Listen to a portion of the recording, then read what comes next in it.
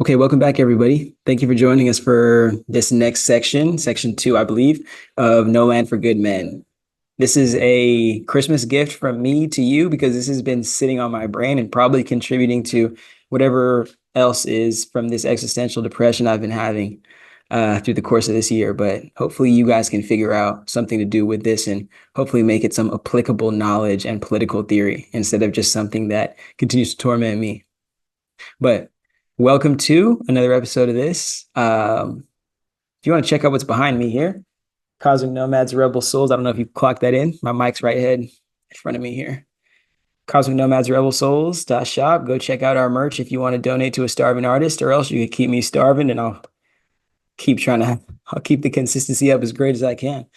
But welcome to another one of these. I'm going to share my screen in a second here, and we're going to get right to it. I hope you guys are ready for that. Oh, goodness. Oh, goodness. Oh, no. Did I share the wrong thing with y'all? Okay, perfect. Oh my goodness. I thought I just showed you guys my welfare benefits. I apologize, bro. You guys aren't supposed to see that, bro. That's confidential information. I don't want you guys to know how poor I am. All right, now I'm playing. But let's get to it. I decided to call this section Manufacturing Modern Slaves on Mother Earth because it almost feels poetic, especially for what we're about to get into. And because you know how I like to drag intros, we're going to just get into it and let you guys figure out why I called it this by the end. But I even had to add a slide in here today. And I've had this slide, this lecture up probably for 3 months. But even worse than that, I've had most of these slides done since like January or April. So somewhere in that like first quarter of the year. So we can all share that disappointment right now, and you could throw that shame on me if you want, but let's get into this before I start going on a tangent here and this becomes a vlog instead of a lecture. Okay. Again, I've made all these vlogs before and like very in-depth explanations of them, and we can continue to have conversations on these in the future, but I want to utilize every single one of these concepts or graphs or theories that I've created to further justify the claims that I'm making because they will seem outlandish if you aren't receiving what I'm saying from a place of philosophical foundation or at least like fundamental understanding and awareness.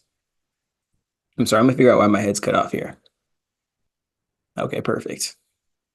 All right, now capitalism is financially regulated narcissism. And one of the things that I've been thinking of as not only somebody who's been doing a fair share of studying of narcissism and narcissistic abuse as a black sheep, somebody who's come out of that situation, family wise, it's what I'm realizing is on a societal level, colonization doesn't just happen, and it isn't the first and only thing that happens as a means of taking away from or knocking the knees out of a society that's already self-sufficient and functioning.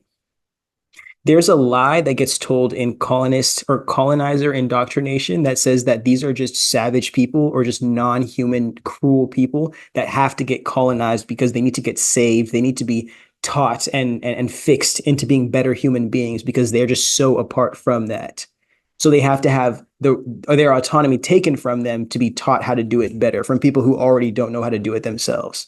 Like how narcissistic could that be? But if we're recognizing that most of these countries, most of these environments or countries or territories that capitalism is sent to, the wealth and value extraction tool that it is, the gift it keeps on giving, there is more value there than there is in the place where the capitalist is coming from. That's the only reason why they're going there. Do you really think that people would have come to California, especially like poor people would have come to California at the rates that they did in the 1849s if they didn't have that gold rush?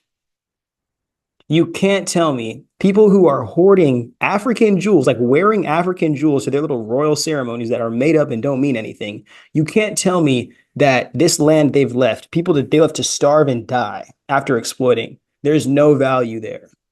And those people weren't self-sufficient before they were fed the psychosis that is returned to them after they exchange their natural resources and access to their own autonomy. But to keep this online here, let's just focus on colonization is the initial war on community and people that needs to happen from this. And it's deeper than capitalism, I'm telling you right now. That's just our human way of understanding it. But colonization is the war on the people. It's a means of however we have to, if we have to go in and destroy the people, if we have to loot the communities, if we have to instate laws, colonization is going into injecting yourself into a land that you're not from and then starting to create your own psychosis by and diluting the awareness of the people around you. But more so than not, just depriving other people of being able to meet their own needs at a level efficiently enough to know that you are not their salvation as the capitalist who hoards all the wealth and abundance and resources of the territory that has been colonized. You are just somebody who wants to be favored like God because you are saving the people since they can't save themselves, and you deprive them of the opportunity to be able to save themselves. This is why I say capitalism, like we have to start focusing on this as something deeper than just like free market, people get to buy and sell, transactional economy. Like we have to look at this as, if not regulated efficiently, especially with how deep greed is, especially American greed runs in the blood of Westerners. We are at the mercy of this tainting and literally destroying our society for the sake of perpetuating itself, which is the phrase I wanted to get to, rather than at the mercy of the well-being of the people who literally work and enslave themselves to these systems to uphold it. The phrase I wanted to get to was capitalism is perpetual colonization of concentrated cultures. And I say concentrated cultures because there is no community under capitalism, because it can't exist, since community would fundamentally have to protect itself, and to protect itself and to be self-sufficient, it would have to uphold the needs and the well-being of the people in that community at the mercy of the profit that community can make if the people are divided in it.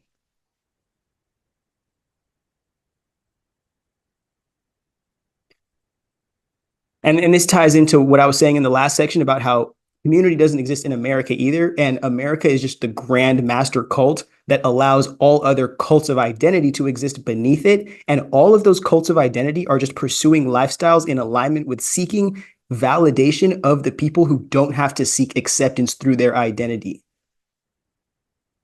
And this is what we talk about when we're saying white privilege. It doesn't feel like it's a privilege to have access to that, but it is, because fundamentally you are deemed as more human than a majority of the other people.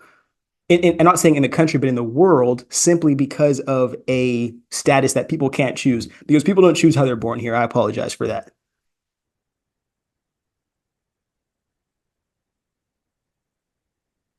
So I've made a claim a handful of times that money is God under capitalism, and we just I hope I'm using this word properly, but like subsequently, or maybe consequentially, maybe just following, if you accept that, we're going to take two steps beyond that and say that the owners of capital under capitalism understand that money is God, or the wealth is God. So they just hoard as much wealth as possible. So they are the wells of natural resource that the people are codependent on and begging for salvation from. So it isn't even you begging for salvation from whatever religion it is that you respect. It's just you begging for salvation from the people who hoard all access to the wealth in the economy. And you don't have access to contribute in the economy other than your labor and your time, which you don't have access to. And you don't get properly compensated, allowing you leverage in deciding whether or not this system actually benefits you and the lifestyle that you are set out to like put through or to like live out in here. Because you don't have choice. I don't want I don't want to get like so far off the point. I want to make sure that I'm only putting the tentacles out as long as they can go when they relate to this main octopus right here. But we'll get into You know how I was describing the 6 points of really the 6 points of self-concept. That's the new theory I guess I want to coin for myself. But as I'll get into that more through whether it's going to be through courses or through like live lectures or whatnot, this is you can continue to break down every single aspect of this world into threes, especially sociological systems, because it's so dependent on that balance of three rather than two. But it's just so much more entertaining seeing a red versus blue, a black versus white, a this versus that, us versus them, punching back and forth, trying to conquer one another and then hold the other of autonomy apart from their own autonomy rather than seeing, okay, we do have like need these checks and balances, and the only point of having these checks and balances is to make sure we don't have one system or one arm thinking that they are the whole entire body and they can make all the decisions for everybody, especially when they don't represent everybody. But when we're looking at this, almost like imagine you're putting that triangle that's on the back of your dollar bill. Imagine you're just like putting that on top of capitalism, like a magnifying glass. And this is what we're using to look at it. What are the three systems? The I guess we'll call the top one the like socio-cultural. Maybe hopefully I didn't make that up, and hopefully that's a real word. We'll call the top one the socio-cultural spiritual aspect that capitalism directly affects.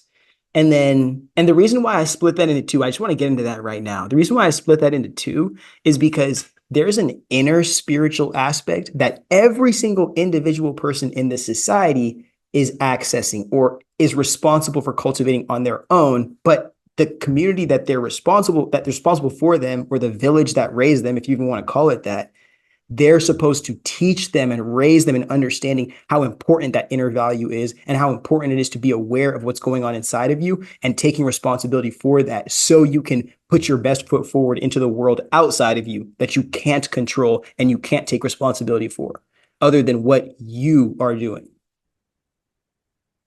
So the reason why I split the spiritual side into one or into two is because one of them is your inner spiritual lifestyle, your rituals, your routines, your beliefs, your meaning. And then the second one is the externalized spirituality, which is the functioning of the community of people who are conscious or unconscious of that spirituality I was just talking about internally.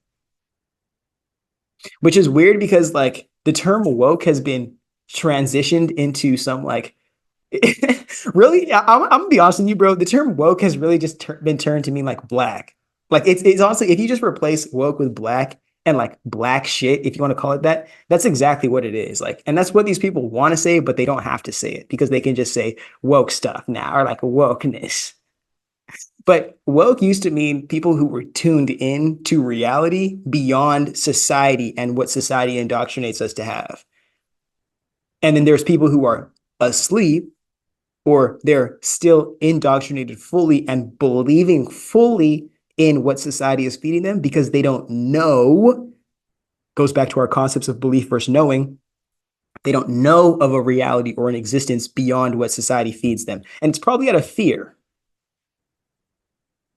So we have to make sure that we're giving recognition to or acknowledging, it's a better word to use, both aspects of spirituality, the inner spirituality that every single person is responsible for their own life and well-being, and then the community that raises that, teaches them, raises them, cultivates that, and then shares them either to the community again or back to the world with the value that has been cultivated in them.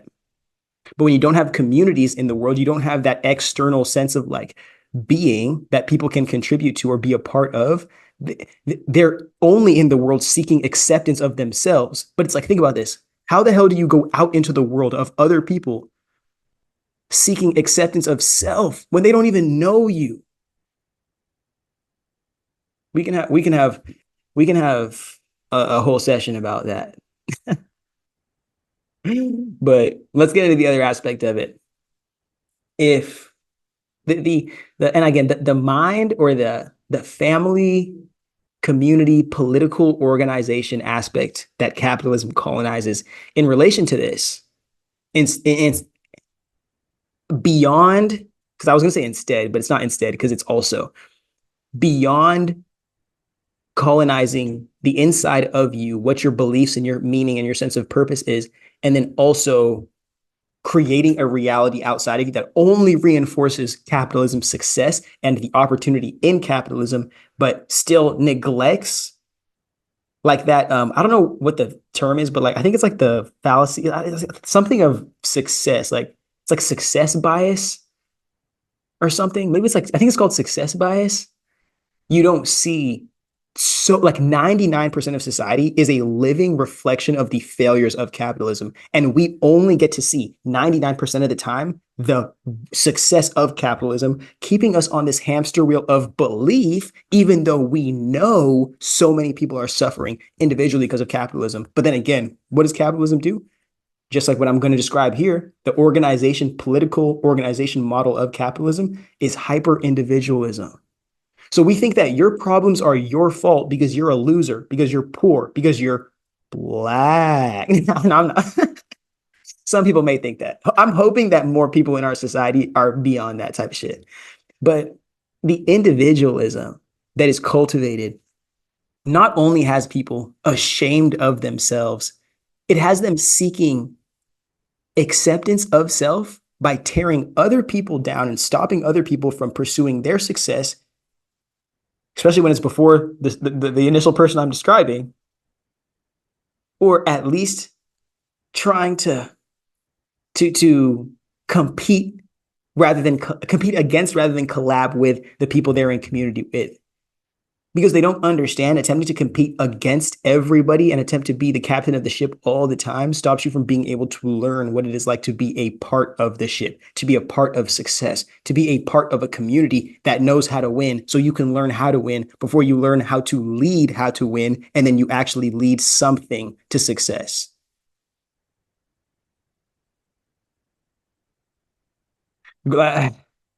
It's crazy to think that great leaders, great individual people in society aren't raised by villages. It's crazy to think that, I know, but they didn't teach themselves everything. They were fortunate enough to be a part of systems, a part of groups, a part of ecosystems that allowed them to soak up so much from themselves and learn through experience that they never had to carry the full weight of being the leader at times when they should have been taking the responsibility of being just somebody on the ship, just a sailor, just a seaman. Sorry. Just a mate on the ship that is just supposed to learn what it even is to live that experience. Okay. And the thing that I also hate too, that I think social media is exposing a lot, is that we mask so hard, so much, like so unnecessarily in our society that I'm also starting to believe that the and I've done a podcast on this episode or on this theory right here, but the way that how can I say this? Social media has basically created this, and I don't want to discredit mental health issues or schizophrenia when I'm referring to this, but social media has created this self-induced pseudo schizophrenia that has every single person, especially this like generation's youth, thinking that every second of the day somebody's watching them. And it's not even like they're afraid of their government watching them like a traditional is. They're afraid of like the whole entire internet watching them. So not only are they afraid of the people in their city watching them, making fun of them, or being able to like tell stories about them passing like at class or passing just around the city, these people are afraid that everything they do wrong, everything they do, even especially if they're like being themselves and that's not socially acceptable or deemed popular at the moment, these people are afraid that the whole internet is going to see them and just hound them out of existence, bro. And everybody's going to get their little think piece off about, oh, your girlfriend's cheating on you. Oh, this is happening. Oh, this is happening. Oh, you're a loser. Oh, you need to stop doing that. Oh, this is why clubbing sucks. Like everybody wants to have the hot take. And we're doing that at the, like, at building up individual channels or media personalities or identities and careers at the mercy of all the people who would feel more included and more accepted in being authentic in communities. And we've created an acceptable culture around that because people get paid to do it. And then social media, just like if that was an issue at all before social media came in, that just exacerbated it. Final thought on that because I'm going way too long on this. Um, One thing I do believe, genuinely believe, is that social media is just socially acceptable. What's the phrase? Socially acceptable mass surveillance. And we are the ones who basically allowed ourselves to think that we as people are not deserving of privacy at all for the sake of the potential of building a career off of going viral or some nonsense like that. And because we think that, it's going to be so much easier to transition ourselves into a society where artificial intelligence and mass surveillance and all of this super high police and like military tech is going to be instated regularly in our society, um, to and then sold to the people like it's making our society safer for all the crime that's inevitably going to happen because so many people are going to be kicked out of jobs due to AI or because there's just ridiculous prices on everything and people don't have the money or the savings or the resources to support themselves in transitioning into this new lifestyle that's really going to be only for the rich and then whoever the rich choose to be in it with them. So, final part of this, let's get into how capitalism affects our economy. And it makes us think that money is just so essential in our economy. Really, which is it's funny because it makes us think that money is just the grand teller or the grand seer of value in anything. And we should attribute all value to some kind of quantifiable, denoted value that is honestly, it's created by the people who own and hoard all the capital, which is crazy, huh? Like maybe they're just making all the value to the point where like you can't have access to it and they'll just always have all of it. Maybe not. Maybe they actually like us. Maybe they like us. But the economy in my eyes is just how resources, opportunities, and accommodations are regulated within a society. And all of that can happen beyond needing to exploit every single person possible for their labor as a means of stopping them from self-actualizing and maybe seeing that they could contribute to changing the world that we live in or contributing to somebody else's society who would allow them opportunity to authentically be themselves and then change that world there. So we sacrifice all the potential that this country could ever be to sell the masses scarcity, which perpetuates the individualism I was just talking about in the political organization of our society, which stops us from building the communities that would help balance out the people who do have all the capital and the people who don't have capital and only have the visions and the dreams and the ideas, the poors, the rest of us, damn it. Which then further leads to stopping any kind of genuine culture or genuine consciousness being cultivated in these communities because a cult cannot cultivate a genuine culture or consciousness out of fear. It can only do so out of love because a subset of love is genuinely caring about what you're creating rather than only creating it because you need to survive or you need to validate what your identity is. Urgh. See, I'm telling you, these aren't even mic drops. I should be slamming this mic on the ground, but I would have to get like a mic every single time I'm doing these episodes, and I'm not financially capable to do that type of stuff. I'm not rich enough yet. You guys have to start. You guys have to start giving me money. You guys have to start paying me. So, not to get too far from the point, because this is really something that's just very simple, and so many people can resonate with this. And even I made a video like a day or two ago speaking about leisure is going to be a luxury if it isn't already. Most people in the comment section are like, dude, it already is a luxury. Like people don't have time. People spend more time at work than they do with their own family, bro. They think their work people are their family. That's disgusting. And I'm not saying that like you shouldn't respect the people that you work with, but like that's disgusting, bro. You don't enjoy spending time with your family, bro. And I'm not saying that, and a lot of people don't have access to that, especially in the country that I'm describing, the culture I'm describing. A lot of people don't have access to a genuine sense of family or a genuine sense of community beyond that. So I don't want to say that you're something's wrong with you if you don't have that. There's always ways to create that and to build that and to have that.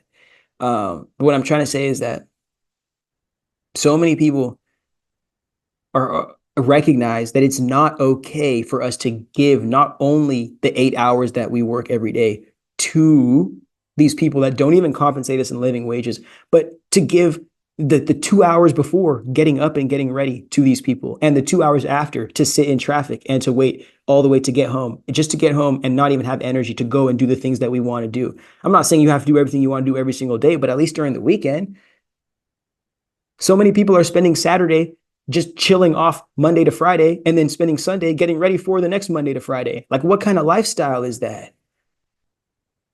People don't need to be working side hustles. Most people don't need to be working 6 different jobs every day. And I'm trying to tell you, this system, like, we just spent an hour damn near describing that capitalism itself is just a wealth extraction tool. It's a tool placed in by the colonizer into whatever was the community to reorganize everybody within it and just extract it, almost like putting us as like, and I'll describe this in a later slide, maybe the next one, honestly, but we're just put like chickens and hens forced to pop out or not chickens and hens, forgive me, like chickens in little, whatever they call those, carts or like little stables, and just popping out egg, and not being treated properly whatsoever. And then beyond that, when we stop producing eggs, they just turn us into chicken. I mean, we're already chicken, but like they just turn us into consumable chicken. They don't even give us a retirement package.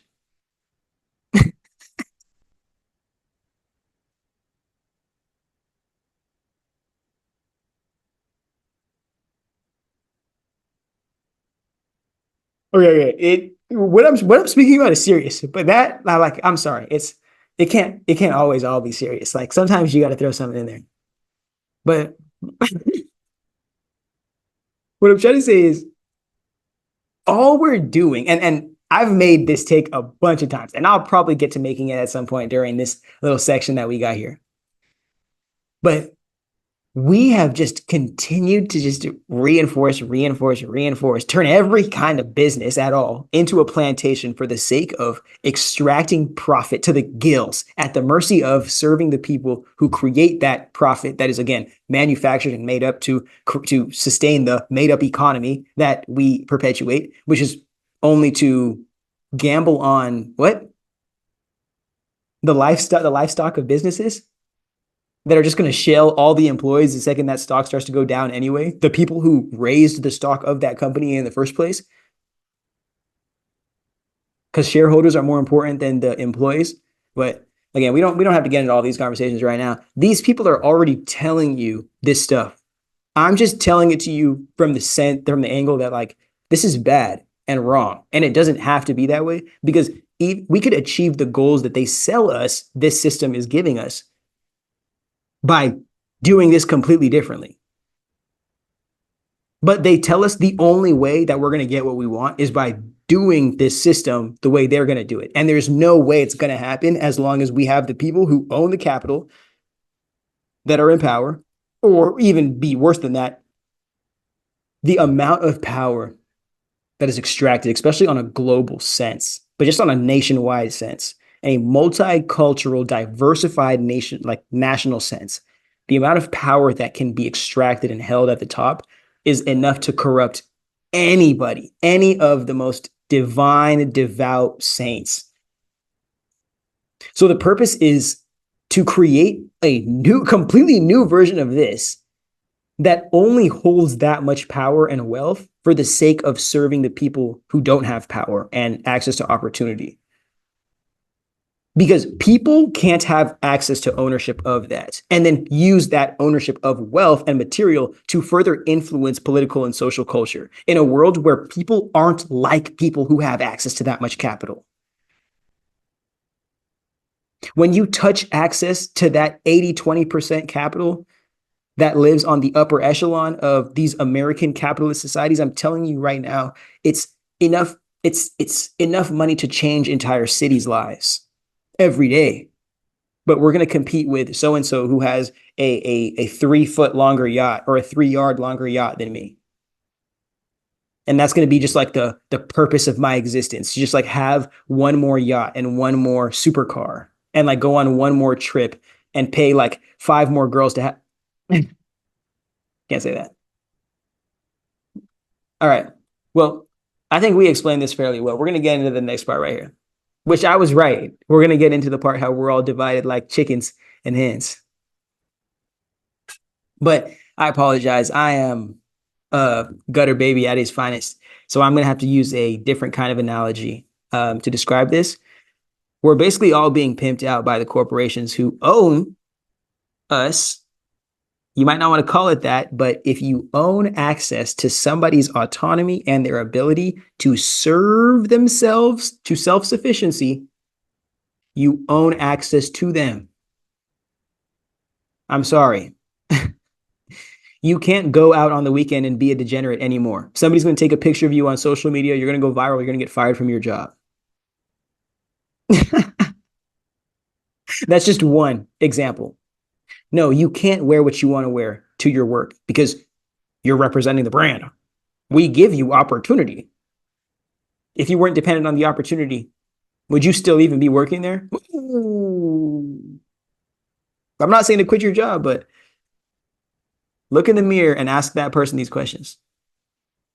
The most important part of this, because we've already explained how exorbitant the amounts of wealth are on the master side of society, and how this capitalism thing is a tool that is sold to us as something that creates all of this wealth. So like, hey, if it creates all this wealth, we should continue to perpetuate it, not knowing that it's at the mercy of our ability to, I don't know, live and take care of ourselves. Because that would mean we could decide whether or not capitalism is working in favor of people, because people are real. And capitalist philosophy as an entirety is man-made, like your pool and the bathroom that you live in. Or not the bathroom you live in, the house you live in. But the only thing we need to get out of here, not the only thing, the main thing that we need to get out of here. And honestly, I'm starting to realize that after I release this, I'm probably going to have to end up doing like a lecture series on just every single individual slide that I've made here. But that's okay, because that's a content bank that nobody's competing with. They want us to think that individually, all this wealth and all this success and all this greatness and goodness, it's just being hoarded at the top to motivate us to fight against each other to the death, to access it. That's the only way humans work, because that's what capitalists say when they're given access to owning biological textbooks. That's how humans work. We tear each other down because we don't know how to make community. We don't know how to build language. We don't know how to be anything. Everyone's a savage. Nobody knows how to care about each other. And the only thing we know how to do is enslave each other and exploit each other, and then create systems to just be so inhumane and so nasty and vile and narcissistic that the only thing we could do is perpetuate these ongoing wars that mean nothing but perpetuate the psychosis of the owners of the nations and the economies that regulate the world. So they try to sell us this dream of necessary wars, necessary depressions, necessary exploitation at mass, necessary mass psychosis.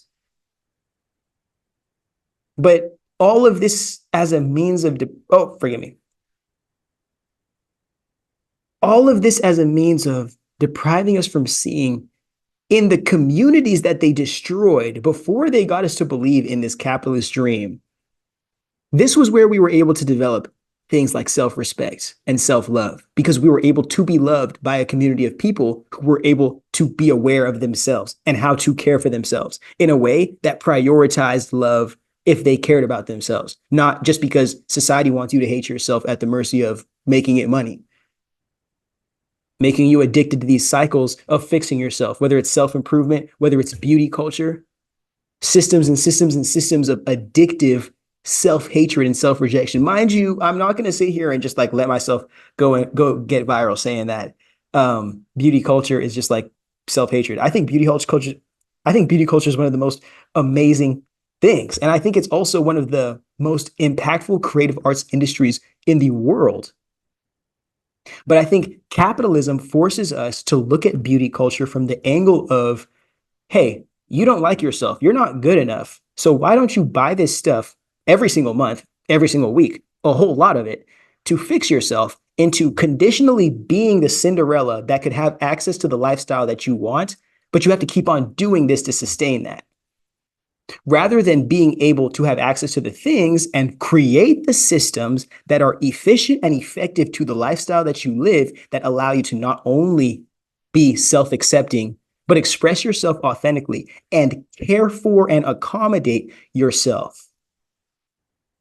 And allow yourself to find the beauty in decorating yourself, decorating the version of yourself that you love and you care for, and continuing to design. This is why I say that beauty is a creative arts field instead of like its own kind of like health and wellness industry.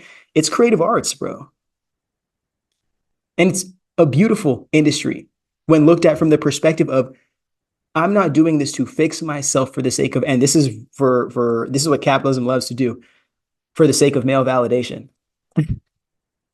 Watch how crazy beauty culture gets, especially when you expand it beyond just like, okay, beauty culture is only for women who are seeking male validation. Like when you expand beauty culture to be for everybody, especially our brothers and sisters in the LGBTQ community, and you watch their interpretation and expression of what beauty culture is to them and their expression and creative designs of what beauty culture is to them, then you start to understand the potential that we have as human beings when we fundamentally start from accepting ourselves and being raised from a position or a perspective of self-acceptance, and then actualizing from beyond that self-acceptance, which would inherently stop us from pursuing systems like capitalism, which would say, hey, sell yourself and whatever we can get from you right now for the hope that we can turn you into a star, or you can have access to this stardom and this Mount Olympus that we've just created, exploiting all of these cultures and countries. And you're probably going to hate yourself for all the things that we ask you to do to keep on stepping further and further and further away from your morals and who you are to access more and more and more of this wealth that some people are just fortunate enough to be born in the ecosystems of and not have to work as hard as you do. You're poor.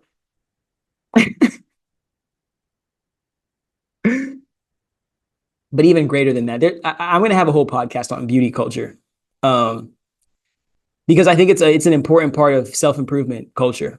And I'm saying beauty culture like a non-binary beauty culture. But other things that are upheld on the other side of, or that need to be destroyed and divided and extracted from to sustain this capitalist structure, and even beyond that, forgive me, even beyond that, create this illusion of wealth and this FOMO culture that makes us all think that like this is the salvation we're seeking rather than the community that we can build with just our hearts and souls. There's community alignment in a way that's authentic to who you are. Especially in America. America is one of the best countries to be able to execute something like this in, because there's so many different types of people, but there's so many different types of people who are abandoning who they are for the sake of being accepted by this illusion of what it means to be a traditional American, which we all know what the fuck that means. But people would be able, if they were able to come here and still accept themselves while appreciating and respecting the American culture that we're attempting to uphold, if it could be respectable whatsoever, then maybe people, especially people who are born of here, just people who are born American and desire to appreciate the multiculturalism that is our country, they're even able to find access in communities and to be able to contribute to and appreciate differing communities other than the mainstream mainline American culture. And the mainstream American culture doesn't have to just pick and choose from taking, like a culture vulture, bastardizing everybody's culture, attempting to wear it as a mask and then profit off of it, but collab with and build and cultivate with other people's cultures so America can be the face of the future of what it means to be a multiculturally but like collaborative country rather than just we throw everybody in a box. You're a part of us or you're not one of us. And if you're not one of us, then we're just going to enslave you. And that's it. We hope you never actualize beyond this to see that this is just the nastiest shit that we could ever be doing in human history. Okay. The point of this, divided and conquered, to see that we have to compete against each other instead of collaborate with each other because they get us to think that the success they're exploiting from us and our lack of these communities comes from us, comes from capitalism being so successful rather than comes from us not being able to cultivate our own wealth in our own communities and then decide that Mr. Big Pimpin doesn't get to sell us dreams in exchange for our natural resources and our self-autonomy. All right. Forgive me. I got to sip the can a little bit. This is a lot of talking we're doing here. It's a lot of talking we're doing here.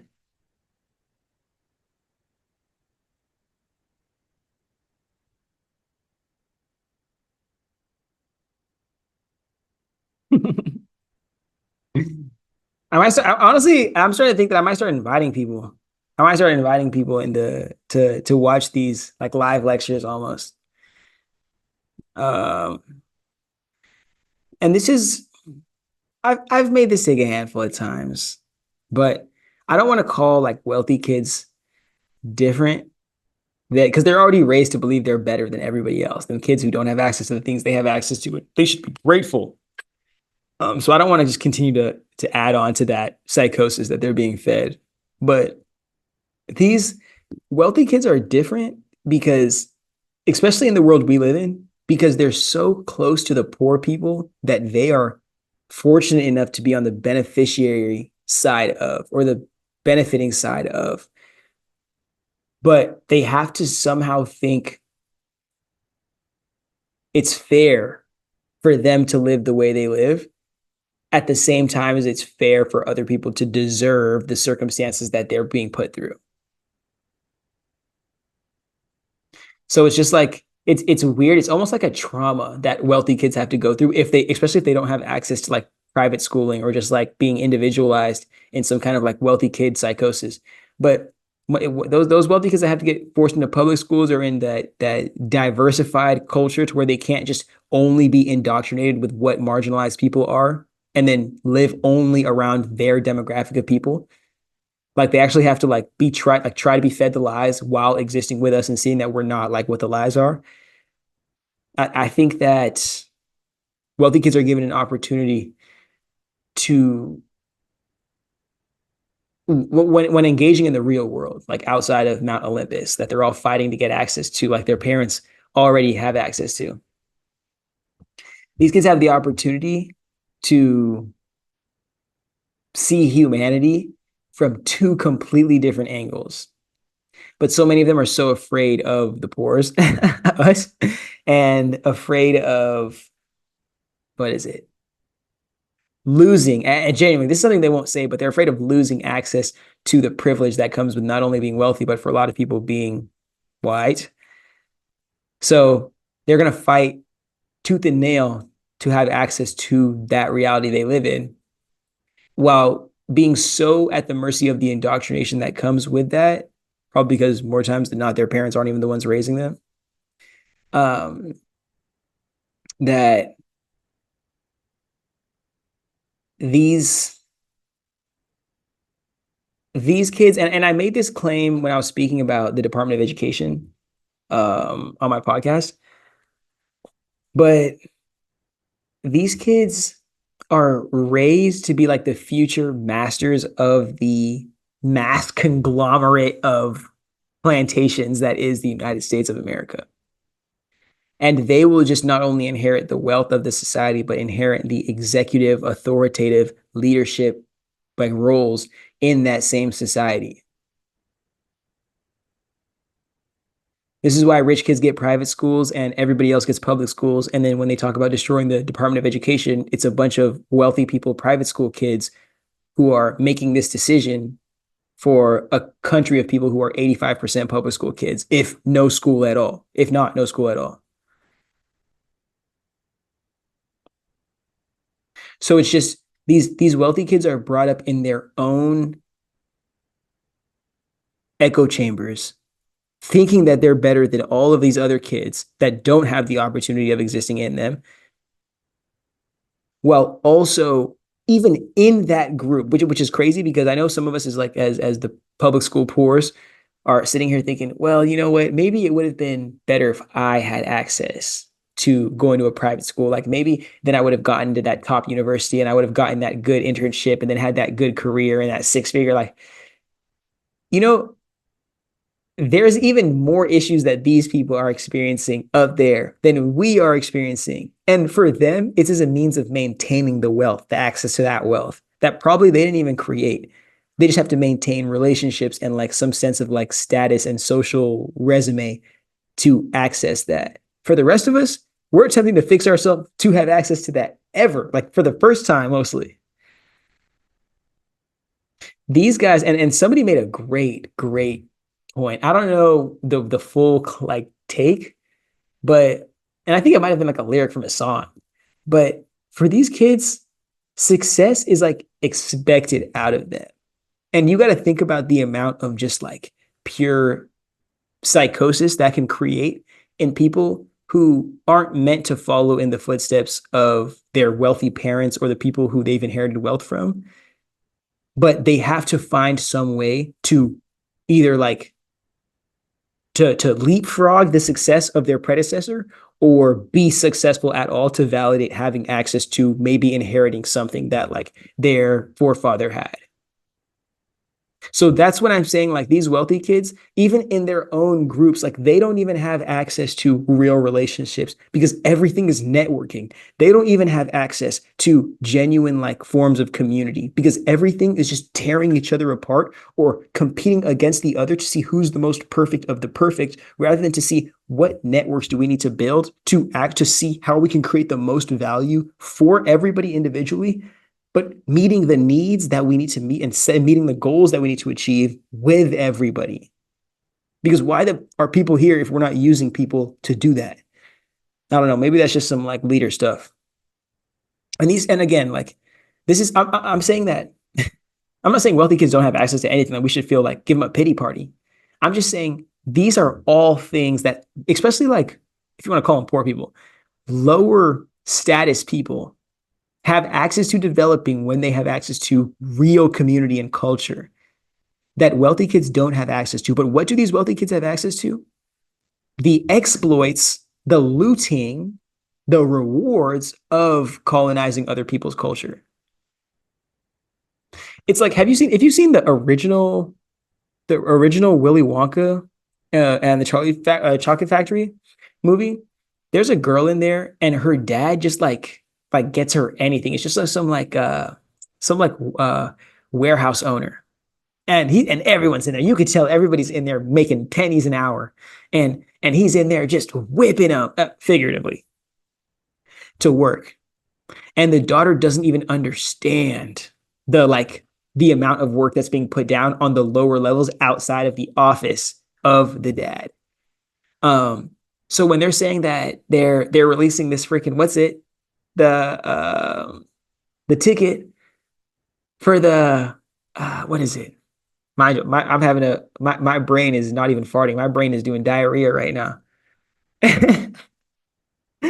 When they're talking about the golden tickets and they're saying that there's only 5 of them in the world and you need to have access to them, the daughter sits there and thinks there's no connection to like the probability to access something like that, or how much work it would take to even going through as many crates of chocolates to get access to that. And it's just, I'm not going to be content unless I have access to this, which I don't understand the give for.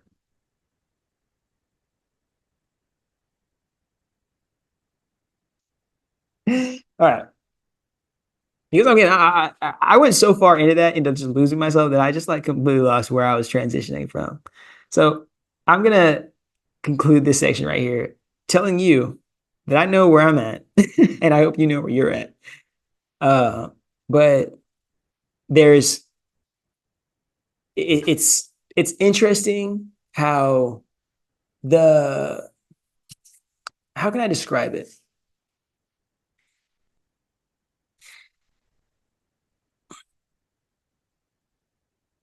It's interesting because even if they wanted, okay, perfect example is like these rich kids of Silicon Valley. They give these illusions of desiring to help the world, but because they've just been so raised in their own incubator of what the world is, not knowing that the only reason they even have the fortune of existing in it is because other people are being denied access to their own well-being and lifestyle. These kids start to say something like, and I'll give a real world example here. Let's do self-driving taxis so you don't have to drive to work anymore. Imagine how revolutionary that would be. Um, what about public transit?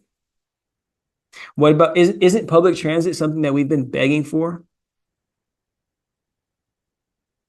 Like, what about public transit? But because it hasn't come from I'm not going to say that because that's going to get me canceled, but Mark Zuckerberg looking geek from freaking from his mother's basement who only plays World of Warcraft all day and literally does not talk to anybody, especially doesn't talk to girls. Like, that's the only person we're going to receive it from an Elon Musk, from a Mark Zuckerberg, from a Sam Altman. But we'll never, ever, ever, ever, ever receive the insight of the future or what could change the working world from the people who actually live in the world and not even in the world too, but at the mercy of the consequences that are from the choices of these capitalists who forget that like somebody's going to have to be punished by them making an idiotic decision. Investment. And mind you, like the worst part about all of these and the reason why they all fail is because something like public transit, it's communist to these people. It's saying you're giving people a human right and then you're protecting it. And then you're telling us that we have to use the money that we're making exploiting other people, investing in this, and we can't make any money off of it. It just makes it easier to be a human being and a functioning member of this society. No, then we can't punish people. Then we can't give people car notes and force people to pay mortgages for their cars just to be able to get around. Like that's just like it's amazing. It's amazing to me that I'm not calling these kids more than or lesser than whatever you want to call them. I just want to say these kids are raised so much different than us that even when they do get rejected from these like communities of wealth and status, they end up more times than not falling into some psychosis. Like everybody knows that one influencer who be lying saying that like she's like divinely blessed by the universe and she's like a nepo baby.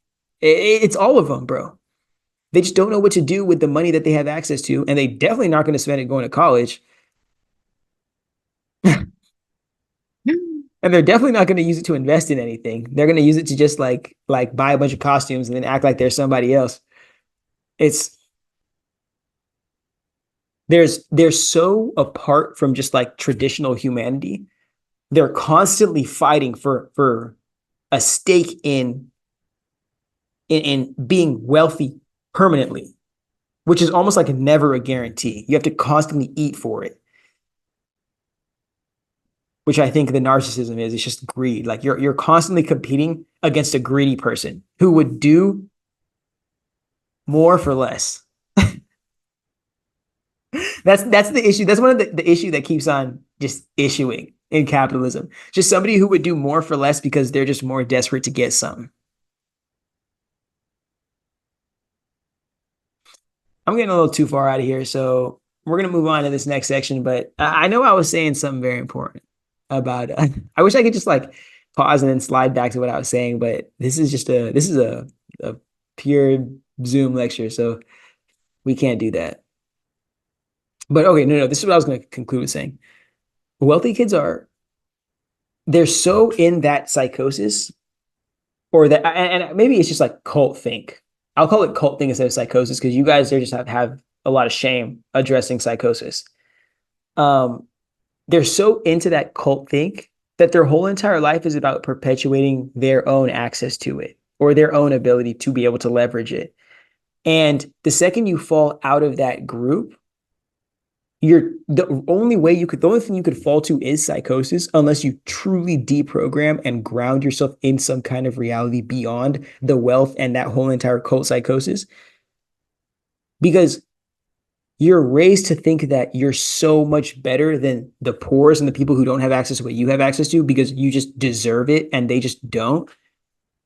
That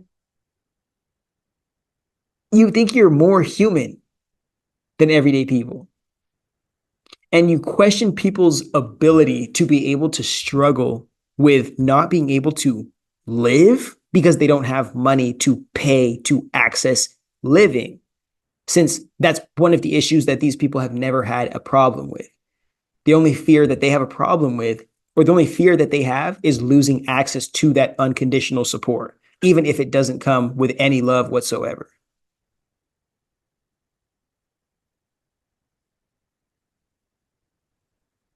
Okay. So again, I want us to truly ask ourselves if we believe that these wealthy kids, do we really think that they love the reality they live in? Do we really believe? And I'm saying that beyond being able to promote stuff on social media and to just make more wealth and extract more wealth out of the economy that already doesn't feed poor people, or that makes poor people work harder than they have to.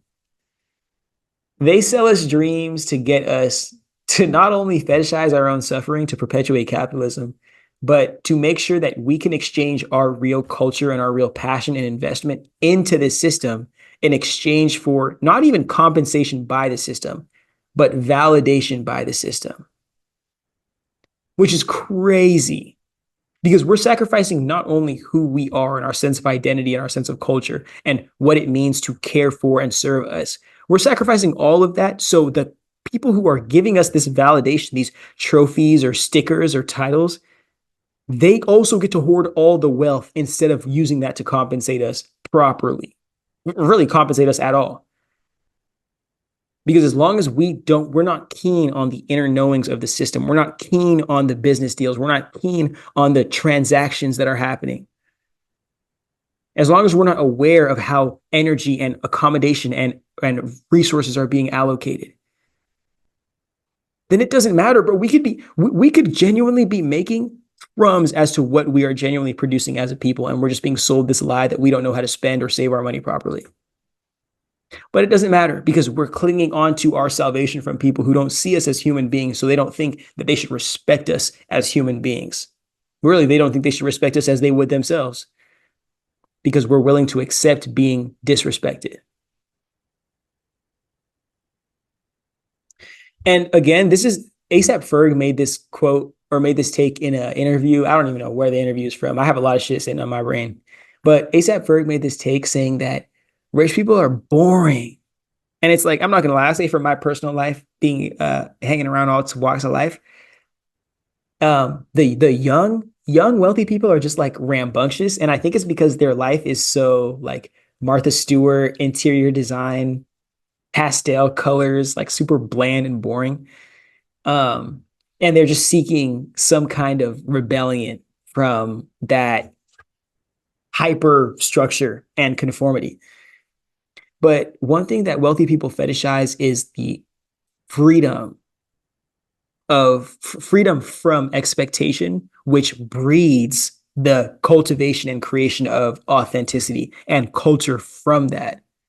Because that authenticity, that authentic nature that comes from within is the only human energy that can resonate with other human beings and develop that relationship beyond like actual flesh engagement. That is something that these people fetishize. They don't understand how to actually develop connection and develop that intangible value genuinely by creating from within and sharing selflessly outside of themselves. They only know how to see that happening beyond themselves and finding systems to sell dreams to those people and then exploiting them for the value that is being created and probably not even compensating them.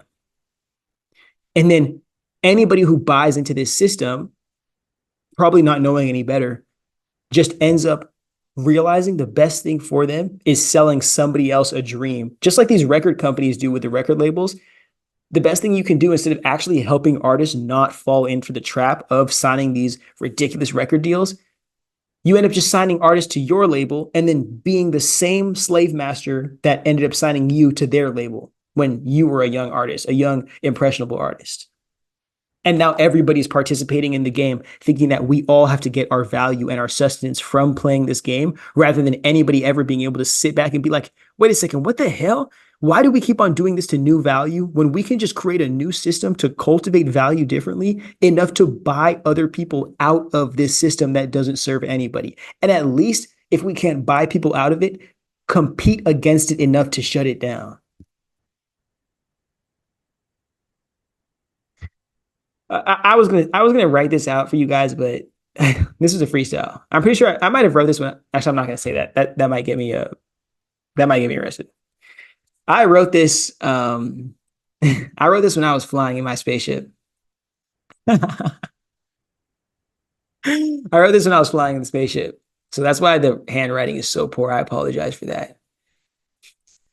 But the this triangle is very important. And I'm telling you, we're always going to talk about how important the rule of three is. I'm always going to talk to you about how important rule of three is, and I hope you guys understand that. But the rule of three of the reality I believe that we live in, at least the social, the human consciousness that we're participating in, is wisdom, love, and power. That's something that we'll definitely end up getting into at some other point. But to really just dive into what I'm trying to say here, we,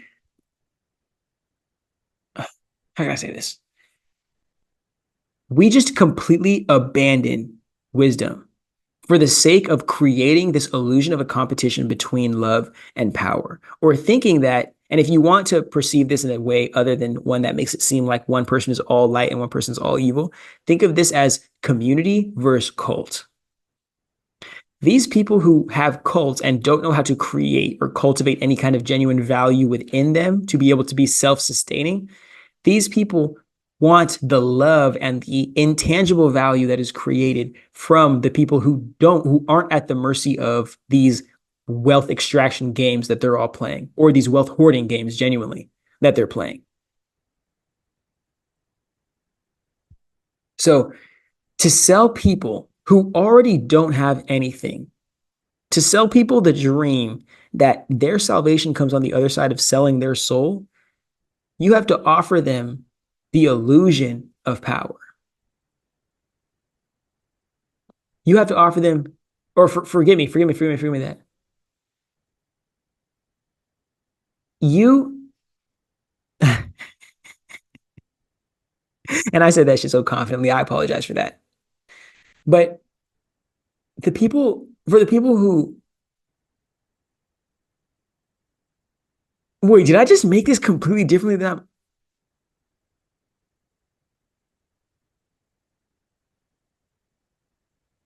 I'm, okay, no, I'm right. Forgive me. Young Langston Hughes, forgive me. We make mistakes here. For the people who want love, the people who want love, and again, think about love as community. But people who don't have access to community or understanding that that's what community is, they think that it is a savior or salvation from probably an individual person who's just like the most perfect person in human history, because only one person can be perfect and everyone else is just a flawed piece of ass.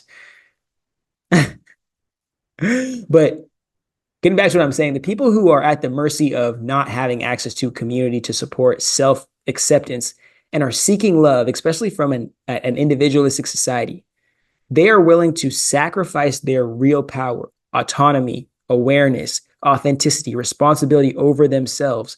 They are willing to sacrifice that to anybody who can quench their fear that is derived from existing so heavily in a state of not having access to love or not having love and being able to further use that love to self-accept. So the fear is just like a parasite, just eating at their soul. And they need something to compensate what's eating at them. And what comes for them? The people who do have access to not only community, but power and the ability to be self-sufficient. Those people sell the salvation to those people who want love so bad.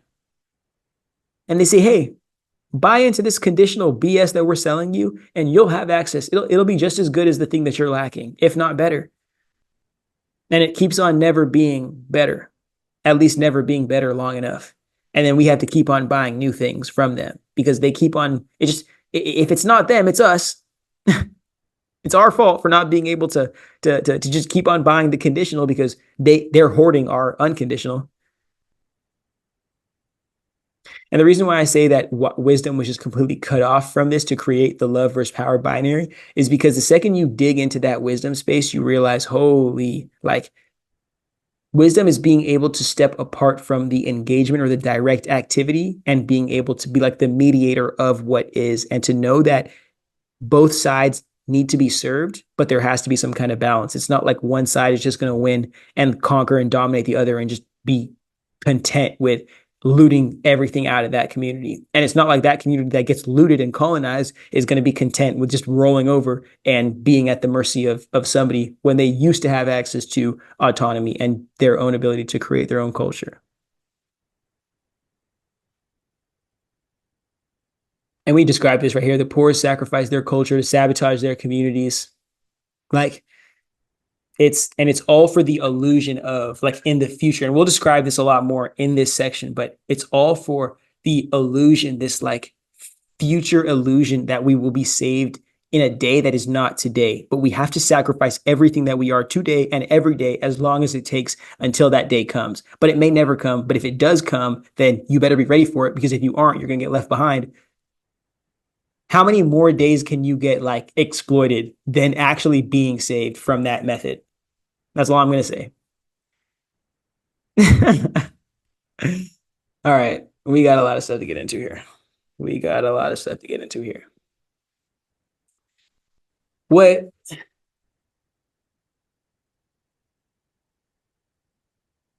Hold on. Okay. This is I like that. I like we drew this slide up because it's not only about creating, like using those systems that I was describing beforehand to create people that are literally just like perfectly groomed for a lifetime of slavery in a world that doesn't need them to be exploited at the levels that they are to sustain the economy or the culture. Like we're doing this for the sake of wealthy people having money to gamble on doing like nasty stuff behind our backs and like getting into like illegal arms trades and all types of stuff that doesn't matter or just get in war. So my gripe, if that's the word I'm trying to use, I'm going to say that a lot because I like expanding my vocabulary as much as I can. But my gripe with the term divergence, especially in a colonized territory, and yes, America is a colonized territory. These are colonizers squatting in somebody else's land. I don't care how many of them exist here or not. This is a squatted on territory. And and it's not even a country. It is a corporation that is squatting on a country. That's not funny, but it's funny only because yeah, sometimes you gotta just shoot one off. I meant that all figuratively. I hope nobody clips that and makes me feel like a bad guy. But the thing that I hate about the term divergence is that it's still participating or perpetuating the us versus them mentality. It's still saying there is a type of people who are human and there's a type of people who aren't. But it refuses to accept the fact that the type of people who are not, quote unquote, happen to be an infinitely diverse collective of different expressions of people who all have unique needs, desires, and accommodations. And it's we're doing a disservice to all the types of people in that group for the sake of just being able to round up everybody who has like symptoms and perspectives. or experiences, and then just find some kind of, I don't know, some kind of drug to serve them that big pharma can make its next $1 trillion off of. It's just, it's so enmeshing. And again, like it says, because not only does it say that neurotypical people are the natural human beings, but it says whoever dominates that neurotypical success space is the most natural human being. And that feeds right into white supremacy. Like you guys don't want to address it because you never have these conversations. You never talk about politics until it's 3 days before the election, and then you don't vote. You never talk about race with anybody until it's calling somebody the N-word because you're angry. You never talk about social culture whatsoever because all you do is play the game or do something else on your phone that you shouldn't be doing. So sit back and let me cook real quick. The only reason why they call us divergence, neurodivergence, and not accept us as necessary expressions, differing expressions of a world culture that naturally has different people is because they're all attempting to funnel us through that we can fix you into acceptance and social validation. So we're all being funneled into that triangle for the sake of being accepted by, I don't know, you want to call it Big Brother, you want to call it the narcissistic Sky Daddy. And I'm not saying this as a means of getting you to reject whatever you believe in your belief system for the sake of following what I believe, because I'm telling you right now, I don't even know what I believe. This is a very interesting world we live in. I don't even think beliefs matter to a certain extent. But I want you guys to see when we're looking at neurodivergence as us versus them, we're looking at all of those people have problems and they need to be fixed to not have problems rather than, oh, different types of people carry different perspectives and truths of the earth because the earth, just like other types of species of life, carries a lot of different types and expressions of them. And then whatever survives, survives based on environmental factors. But we as a society, especially due to this white supremacy and colonization, we are intentionally perpetuating our own social Darwinism. And just because some people got human rights over the past 50 years, now we're creating these idiotic terms like neurodivergent. And I apologize, I'm even saying it like that. But we're saying that at the mercy of truly being able to accept people for the uniqueness of what their identity is, authentic to the culture or the genetic, like hereditary code that they come from. And again, that forces us to go back to appreciating America as it being a potentially multicultural paradise rather than a plantation where multicultural marginalized people are owned by Uncle Sam's children for the sake of exploiting the Western world and creating just the most giant military force in the West for the sake of doing nothing but punishing other human beings because we don't even talk to aliens, bro. I'm sorry. And even if we did, bro, we're being played with because there's no way any genuine alien is engaging. And there, forgive me, there's no way anybody of higher intelligence than us is engaging with the powers that be of this system right now, like genuine good ones. And that, I know that's me getting a little woo woo, but like the only thing that I believe on a very woo woo spiritual metaphysical sense is happening is that the powers that be have so much wealth, they are exchanging that, and it's not even money wealth. I'm talking about some other kind of wealth. They're exchanging that capital on a back ends transaction to some other group of people. Again, I know this is going to sound woo woo, human or not.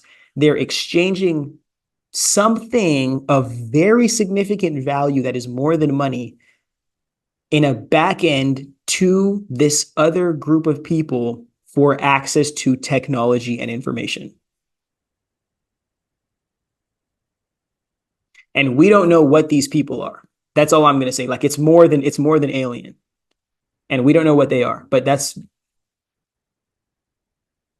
why the powers that be cannot be held accountable anymore, and they cannot be punished or exposed because it's more than just Diddy parties. It's more than just what happened to that Hollister dude. It's this back end stuff. It's how we organize our entire world. And the illusion of individual countries is this falsified monopoly of global economy ownership that is being divided and owned intentionally by specific leaders and people for the sake of maintaining the haves and have nots, and then dividing all of that into these infinite level of culture wars of divided identities, because everybody seeks to have their identity served at the mercy of being a part of a community that might be able to meet the needs of all the people in it. And you have people calling themselves neurodivergent now because they have all types of like mental illnesses. You have people calling themselves neurodivergent because they just don't feel like human. You have people calling themselves neurodivergent. And I'm not saying that neurodivergent is just all bad, but I'm saying that it's only a start. And in a world that wants us to hate ourselves for not being typical, for not being conformist, for not being socially acceptable, we will never be able to appreciate ourselves and accommodate ourselves beyond that appreciation, because we'll never know ourselves enough to accept our differences. And we'll never be able to tap into those identities that are deeper than just being divergent or different than the typical. And we will constantly be fed different types of drugs, whether it's depression medication, anxiety medication, ADHD medication, all types of medication to fix us into conforming to what neurotypicals can already do, which is hilarious because it's so aligned with a ignorant slave who allows the wealthy to use our federal government to punish poor people for the sake of making them as much profit as possible and allowing them to actualize whatever sick fantasies and sci-fi dreams they have onto a planet while enslaving 99% of people to do it. So don't just sit here and call yourself neurodivergent and feel like that's it. Like now you're gonna show up to a bunch of advocacy events and get what you need. Like there is so much more. Some of us are divergent because we're culturally divergent. Some of us are mentally divergent and psychologically divergent. Some of us are physically divergent. And I feel ADHD is a physical divergence more than it is a neurological divergence. But we're not going to have those kinds of conversations if you guys just are so content with Neurodivergent Awareness Month. You know what I'm saying? It's all from the perspective of shame to funnel us into thinking that our society or our lifestyle is going to be of lesser value or of lesser appreciation or of happiness because we are different than what is typical. And typical people are more deserving of a better lifestyle than ours. So continue to sit here and seek to know yourself more than what society wants you to believe. That's all I'm saying here. And maybe we'll see that people appreciating themselves for who they naturally are beyond what society forces to fix us into. You'll realize that people are naturally gifted and naturally connected to hearing the sounds of the world around them, of their ancestors, of the environment. People aren't meant to be sitting in petri dishes called cubicles for 40 years of their lives, when we have a whole world outside of us. And mind you, we're going to be sending so many generations to be sitting in these petri dishes called cubicles that we are going to destroy the real world outside of us before we even get to allow people to see it and say, hey, maybe we shouldn't be destroying that world that I love to exist in outside of this job that I'm enslaved to, that I see more than my family members at. All right. Now we're getting into some real good stuff. I hope we have time for this. I hope they don't kick me out of this. But we're going to actually hold on. Let me see how many slides we got here. 1, 2, 3, 4, 5, 6, 7, 8, 9, 10, 11, 12, 13, 14, 15, 16. Okay. Okay. I might have to. I'm gonna end up getting dropped out of here anyway. I'm just trying to see how much I can do before I can properly chop this up. But I think that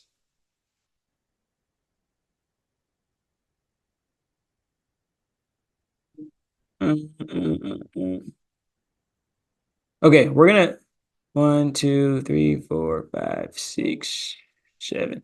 Okay, we're gonna do those seven that I just rolled over, and then we're gonna call it a day, and then maybe I'll jump into another one of these places and finish the rest of this off. But very important that we address right here. This is we we either allow the communities and the villages that I keep on speaking about to raise these children. And again, the reason why I speak so much about community is because we can't just allow children to be completely at the mercy of the parents who own them. They have to be raised by the people that they are around, that see them, that love them, that care for them beyond just their blood ownership family. And once we start to see life like that, then you're going to start to realize that a lot more people, especially functioning adults in society, especially parentless or childless adults in society, have a lot more responsibility in caring for the future generations than they ever thought they did. And just because you don't have kids as an adult, it doesn't mean that you're not responsible for caring for those children who are born into this reality. Because we have to make sure that we are there for them when their parents can't be there for them, especially in a world that forces parents to go right back to work like the second after the kid hops out the womb. Doesn't even let fathers go home to see their kids and spend time with their kids because they didn't spend time in the hospital. Like, come on now. So, very important, very important, very important. The most important part of this, and again, you really, if you want like to read these, you should just pause this and then read it. That's why I'm doing this for. Like, this is why none of this is going to be live. Like, pause this and read it, and then. But I'm only gonna explain the most important parts. And in this one, I made a TikTok on this literally a day ago, and it's going like up right now. I think it's like 150,000 views or something. So kudos to me. Thank God I didn't hop out of that creator fund, huh? But the most important part about this is when neurotypicals without like they don't genuinely have access to that other world, that deeper inner world that neurodivergent people have access to. And I hate that I'm even saying that term, but I'm going to have to use it because that's going to help us meet ourselves in reality. But and it's funny because I don't want to say that it's just neurotypicals are born like robots just waiting to be slaves, but it's a lot easier for them to go through the process of severing themselves from their inner child, if you want to call it that, because they live their childhood directly in their childhood, and their dreams are lived through their childhood or the opportunity they had in relation to that. And they have the ability to sit it down into the time that it was lived at. The thing that I'm realizing, especially in my study of neurodivergent people, especially autistic people, we are like, where neurotypical people can shut the door on their soul and say, okay, like, those are my interests. That's what I love. That's what I like. I'm going to shut the door on that and then just live the life I need to live right now in my waking world. We don't have the opportunity to shut that door to our soul that is just full of our dreams and visions and passions and what we care about. And we are forced to sever that intentionally, like cutting an umbilical cord every single day for the sake of being accepted as somebody who doesn't have to deal with that process. And then mind you, they're not telling us, or they're not telling us that, it might be unhealthy after a period of time to wake up, take caffeine, endure nicotine the whole entire day, and then crash out with alcohol. And beyond that, maybe engage in relationships with people that don't really like you or don't really support you, maybe never be paid enough or have enough resources to actually invest in the lifestyle you want to live, and maybe never believe in yourself enough to know that you deserve to be living the best life that you want to live, no matter what your circumstances are.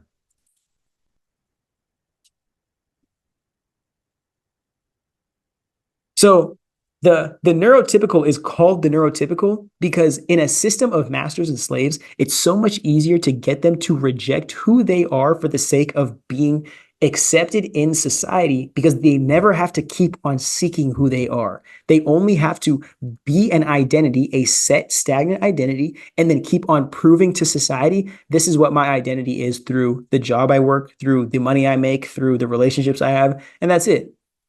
They don't have to keep on going through those journeys and the ebbs and flows of the journey that is constantly growing in relationship of awareness of the self.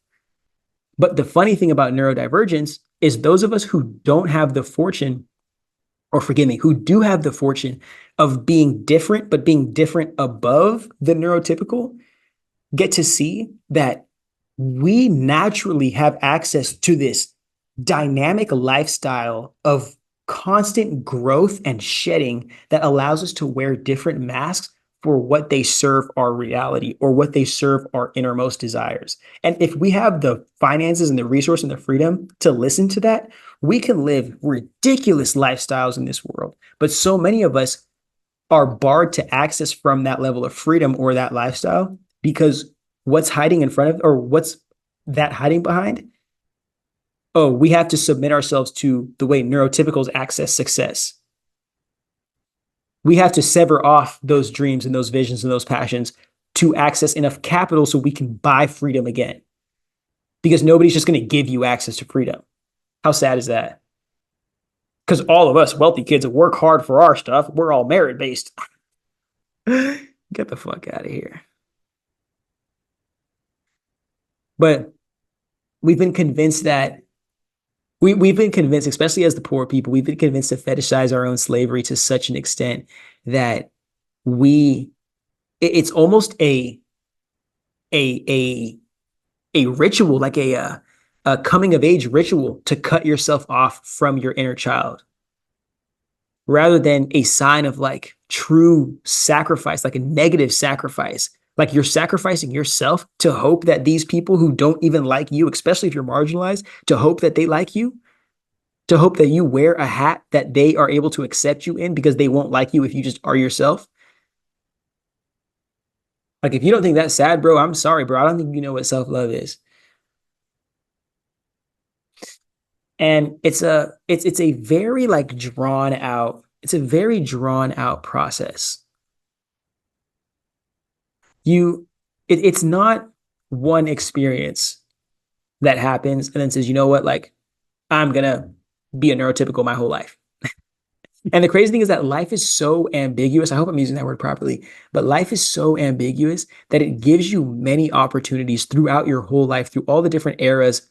Hey, Taylor Swift, through all the different eras that you live, gives you different opportunities to choose the person that you are through that the habits that you uphold, the routines that you uphold, and through the decisions that you make for yourself. But if we, again, described in section 1, we're going to destroy your entire sense of community. In that destroyed, colonized community, we are going to get you to fetishize your own suffering. We are going to negatively reinforce your self-acceptance and your autonomy. So you know the only way you can gain salvation is through external, like the external world. We are going to show you that the way that you learn, the way that you are raised, the way that you're educated is just like the prison-like systems that you're going to be engaging in or seeking employment from in the future. We teach you that your slavery is something to be proud about having access to. And we teach you that freedom is the devil, or freedom is something that you should be afraid of. And what's the only way to sedate that fear? Doing it the way everybody else is doing it. Okay, here's two important graphs. Here's two important graphs. And we don't even have to get into them for too long. But this one right here is, think about how and this is why I said that neurotypicals aren't just born like that. It's just easier for them to be cut down in this way and not be like, not have such an abrasive reaction. But it's the socialization process is to narrow down you into an identity as early as possible, and then to enslave you to that identity as long as possible. So we as a society can track you, learn you, and then exploit you as best as we possibly can for as long as you get to live in this reality. You don't get to transition from, oh, I was a teacher and now I'm a content creator and now I'm an author and now I'm like, you don't get to do that. Like, hell no. Because that's serving you, and it's hard to track and own you and to get a master on you. You need to be taking all of that self-respect out and serving a master with it. This is what they teach us. to abandon this, to think that this chaos is something we're supposed to be afraid of, to think that this natural state that we're in is meaningless, to think that that childlike state of really, really believing in yourself and really pursuing dreams that are wild, to think that that is demonic, is something other than something to be appreciated. And then to think that that stage of kids expressing themselves is something that we should, or not even we, because I'm not a parent, but something that we as a community and society should be ashamed of and should iron out of them. Which leads me into this point right here, which is there's two major ego deaths that in traditional society that young people go through from birth as a child and then through the teen years, whether it's like the child to a teen is like you're learning that the world isn't like all rainbows, like happy go lucky. And then your teen years, you're realizing like, whoa, my body is like really changing. And then your adulthood is like, holy, my life is changing.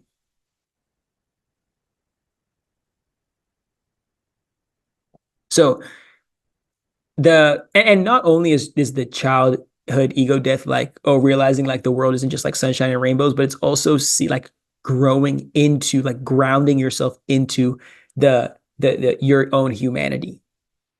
And then the second thing is knowing that, hey, this isn't just like you aren't just this state forever. Like you have to grow biologically, grow in this body. That's that teen years, that adolescent years. And you have an opportunity through failure, through experience, through being forced to adapt and to pivot in these stages of your life where it's free to do so. And you also are given benefit of the doubt because you're a child. That's how you can develop the foundation that can guide you into your future as an adult. Because then all these ego deaths are going to be dependent on you and your ability to be comfortable with your like your ability to pursue that change or commit to those changes. Because a lot of people, they get the most validation they'll ever get in their whole lives, they get when they're in high school, and then they stay like that their whole entire lives. They stay in that freaking that huddle highlight mentality. If you're not from America, you might not know what this means, but it's this huddle highlight mentality where you put your high school highlights in your social media bio, and you're like a 35-year-old real estate agent right now. But you have to let everybody know who you was popping back then in zone coverage.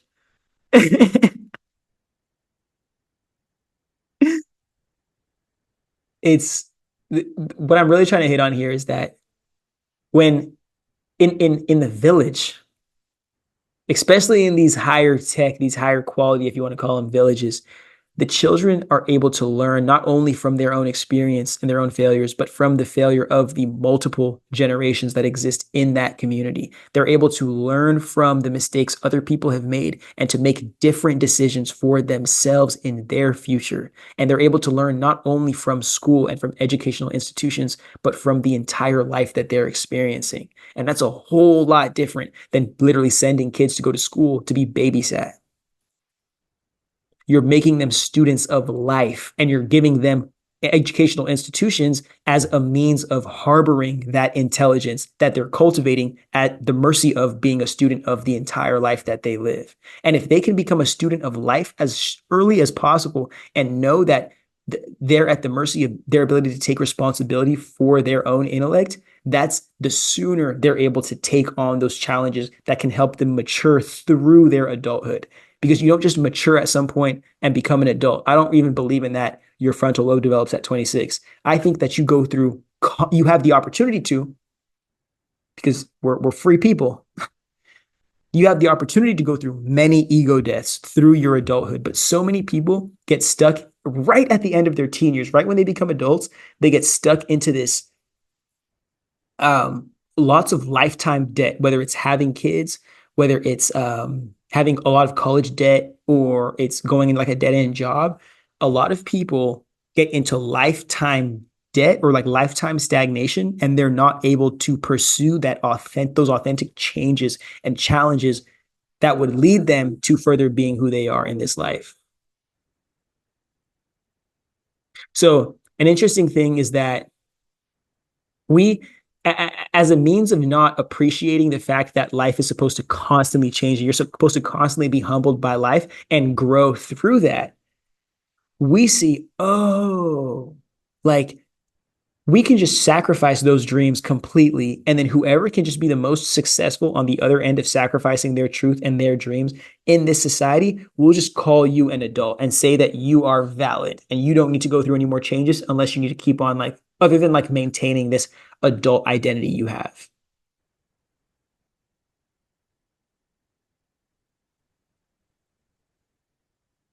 Okay.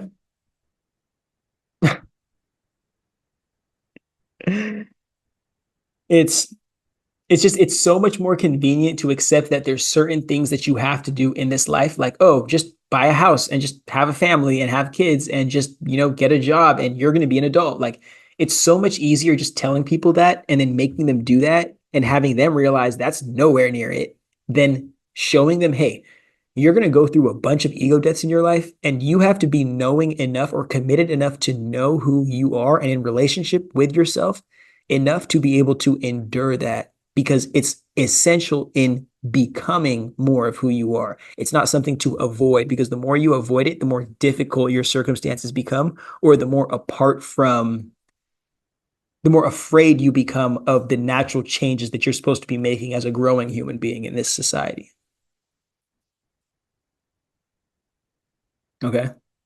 So and you can read through these because I know you guys can read. If you're sitting here watching this lecture, you can definitely read, bro. If you can't read, bro, I apologize. You might be in the wrong class.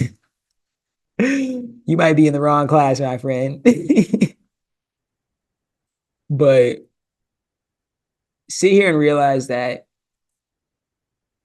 many people are thinking as they do believe that, like, okay, now I'm doing what it means to be an adult. I'm doing the adult things. Like, why don't I feel like an adult? Because that's not it.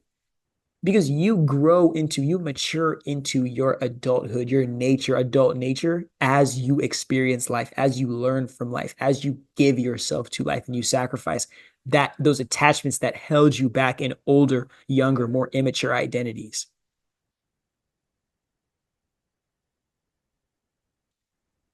It's many, and I think the reason why I even included this slide was really to say that I think there's just so many bitter, bitter, bitter old people, especially boomers.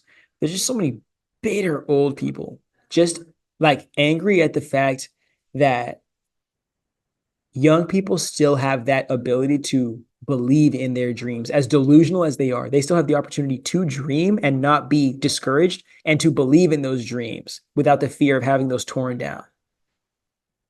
And when you don't live a life that at least allows you the opportunity to give life to those dreams, and even if like, and in a simple sense, I'll say like, you don't have to be a rock star, but just to be able to strum your guitar with your friends or just strum your guitar and play your music by yourself. Like, if you live a life like you have to be able to live a life that allows you access to your visions, your inner dreams, and just give them a chance to breathe, bro. Because I'm telling you, when you let that shit suffocate inside of you and die inside of you, that's a living body that's dying inside of you, bro. And it's rotting and decaying everything that you are, bro, and tainting all the advice and all the perspective that you give in this world. Because the thing that you were supposed to take responsible for giving life is dead.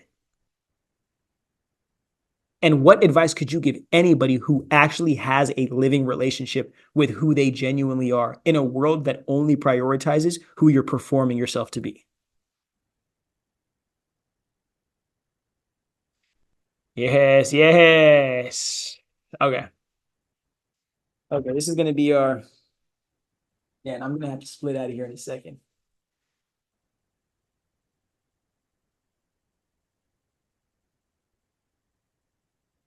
Mm, mm. Drinking up that rebel soul power, that rebel soul potion, that rebel soul potion. That's probably why I look so sexy. Nah, I'm playing.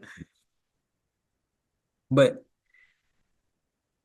there's this is the first time I've seen this slide in a minute, so I apologize if I'm kind of just recalibrating right now. And if you see something that you identify as on one of these down here, I hope you don't take that negatively. I hope you just understand that I hope you don't even take this the wrong way, but you are not somebody that we want our children looking up to. We just want somebody to know that like you are allowed to exist in society because we appreciate different expressions of humanity, but we don't need you being something that they look up to since you are probably something that is beneath them, since they haven't failed yet or they haven't made the mistakes that have forced you into the positions that you guys are in to pursue the professions that you've pursued. Or they might just not be fortunate enough to pursue the same delusional lifestyles that you guys are living that you're trying to sell other people is reality. So fundamentally, we need to give people a foundation of, and this is why I say like the, let's recalibrate here. This is why I say it's so important for us to focus on how important it is that the Department of Education is being destroyed by a bunch of private school cronies. Every single one of those people in government or that has influence over that destruction of the Department of Education is a private school kid or is ignorant bootlicker. So I apologize for that. But the uneducated youth, when they aren't allowed to be educated and reinforced positively and shown that there's different expressions of themselves and shown that there's different versions that they can be, like different professions they can pursue that may be corny by social media standards, but are respectable identities in this world. When kids don't have access to being reinforced in that, especially young marginalized kids who don't have the opportunity to see themselves as anything other than athletes and entertainers, this is when their whole entire perception and belief system starts to get jigged up and completely messed because now they're perceiving what social media is feeding them or what the mainstream media is feeding them is to be success. And that's not success. It's whatever is going to keep paying bills for the companies trying to sell services or products. So these uneducated youth, those youth who don't have access to seeing what it's like to be in reality and what it's like to take responsibility for being a functioning member of society, they're looking up to the instant gratification. They're looking up to the streamers who make more money than their teachers as a means of disrespecting their teachers that know more than those streamers. They desire so much to be respected, probably because their position that they're in, whether it's because they can't read, they can't write, they don't have access to a network or backing, they want to be respected so bad, they are willing to sacrifice their reputation to be respected. That is fundamentally uneducated perspective. And the behavior that they entertain because they know they want access to freedom, but they don't understand that freedom comes on the other end of discipline. So the behavior that they express is recklessness, but it's really a desire and a call for freedom. But they don't even know that's what it is. So it appears and is expressed disrespectfully or disorganized and obnoxiously, and it's always punished, but they don't understand there is validity in that expression. They just don't have the awareness enough to present it in a way that would allow it to be accommodated. And I don't only blame these kids because it's so, and I don't even blame the influence that these people have, that the kids have, and especially like lower income or poor kids have, because these are the only people they have immediate access to seeing. All of the doctors, most of these kids don't have access to healthcare. How will they be able to develop relationships with their doctors and their dentists if they don't have healthcare? How will you be able to develop a relationship with a landlord if you don't have housing? How are you able to develop a relationship with your financial manager and your investment banker if you don't have money and you have a bad credit score? Like, this is why it's so important for us to not only just say, hey, kids, throw those kids there, throw people there, call them teachers, even though they're babysitting, and then just hope that these kids are going to be better than the circumstances that they keep going back to every single time class goes out of session. We have to, everything, like our whole entire society, it has to. The reason why I even call this No Land for Good Men is because I'm realizing more and more every time I record these videos, we have to transition from a completely like male ego serving society to a community and child serving society because there are so many different expressions other than just heterosexual male that come from caring for children and that can be cultivated and cared for by a community. But if we're only serving one expression of a child that is a specific demographic that has entitled ownership over everybody and everything, we're just going to send ourselves into self-destruction every single time. I don't care what you guys say. So why do I care? And even if it's not the Department of Education, why do I care that it's just at least something?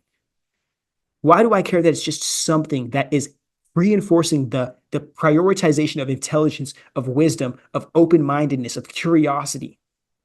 Because when you give these guys, especially young kids, think about how important Obama was in 2008 for young black kids, especially young black professionals. When these kids can be influenced by seeing somebody like them in power, think about Deion Sanders at Colorado. When they can see themselves being successful, but being successful the righteous way, being successful in a way that they don't have to sacrifice their reputation. It's cool if they're wearing Walmart clothes because they just created a Facebook. I'm not trying to say emulate Mark Zuckerberg, but I'm saying, what about our perspective of success, our perspective of what it means to be wealthy and abundant? What if that completely changes because we're able to insert ourselves into other more positive roles in society and let those be the things that influence our people first, while allowing that to be the foundation and then being able to appreciate and lend the helping hands out to these other people who aren't being appreciated by the systems we live under, giving them a chance to take responsibility for their circumstances and maybe be a positive influence from their unique circumstances, not being raised properly or not being raised from healthy circumstances. So we can utilize the value that everybody has to include into our society rather than creating a division of us versus them because us were fortunate enough to be served and them just happen to not be.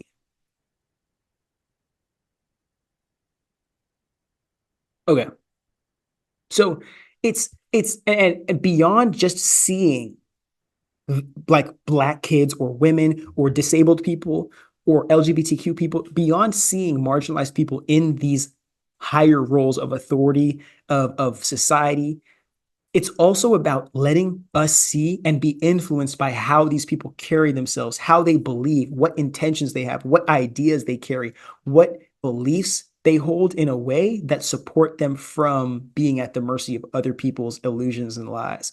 How can we, with the circumstances and the things that we can control in our life, how can we emulate these lifestyles of success? How can we find somebody that's so authentic and aligned with who we are? We don't feel like we have to fix ourselves into a successful person or an acceptable person. We just know that we are adjusting ourselves using our circumstances and using our current circumstances and accommodations. I keep on saying that. I apologize. Because we know that if we utilize everything that we have in the right now, we can elevate ourselves into a position to have access to new opportunity that provides us new chances to win and new chances to accommodate ourselves. But this is caring about the community. This is about saying, hey, we can't just wait on one Jay-Z every 25 years to come out and just influence the kids to go get you some money. Like we can't do that. And even worse than that, these people, I don't know if you see that color, these people create those roles, those pillars in society of black wealth and excellence for the sake of owning them. Because there's so many relationships that Jay-Z cannot sacrifice by actually being a real representative for our community for the sake of holding access to or ownership over his money and his finances.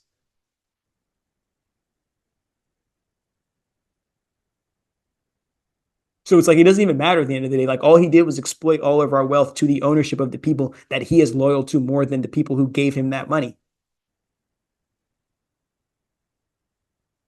But we're gonna get into. I think I might be getting kicked out of here in a second here, and I don't want to overstay my welcome. I'll just transition into a new room.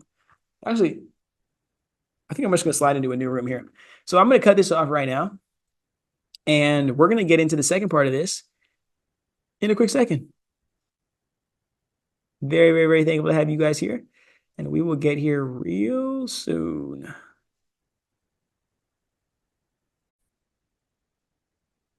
All right, we're gonna tap back into it. No intro because this is a part two of you know exactly what I'm talking about.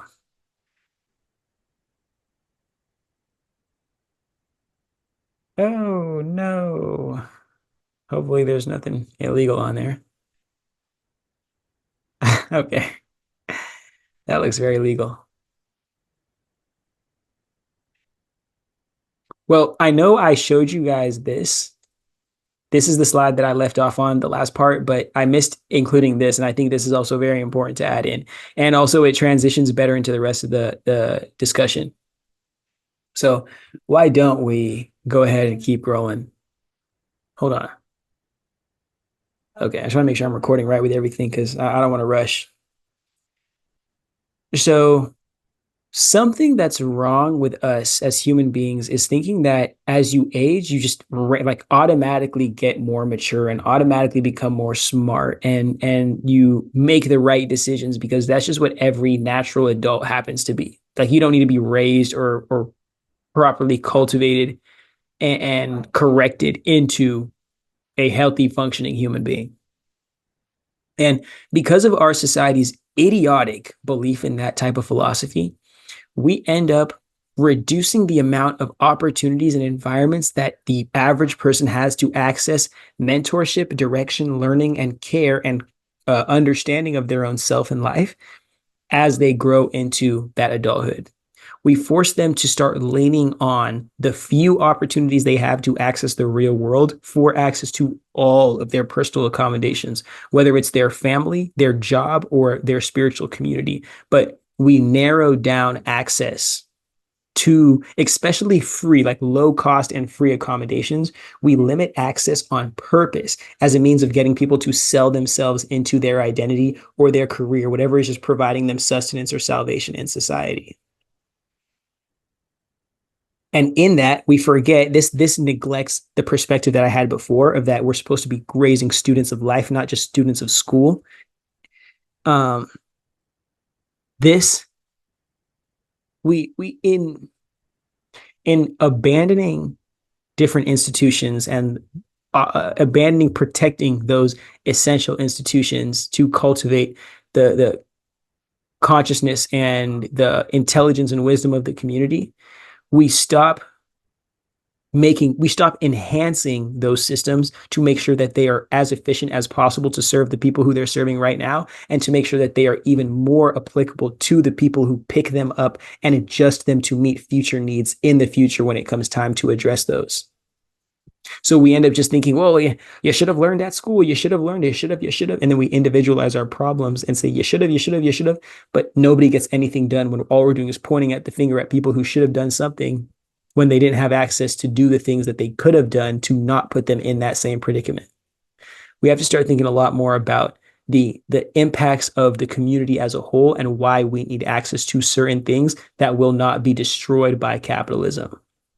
Because when adults don't have a healthy access to supports and accommodations or opportunities in the community to be more than just parents and workers, that's when they start falling at the mercy of echo chambers. And that's when they start subjecting themselves to hoping they're doing this adulthood stuff right by crafting their life in a way that appears to be performing adulthood properly rather than actually taking responsibility for their circumstances and maturing themselves in that way while crafting the necessary institutions and environments that they need to have access to and be able to engage with to cultivate their maturing adult self.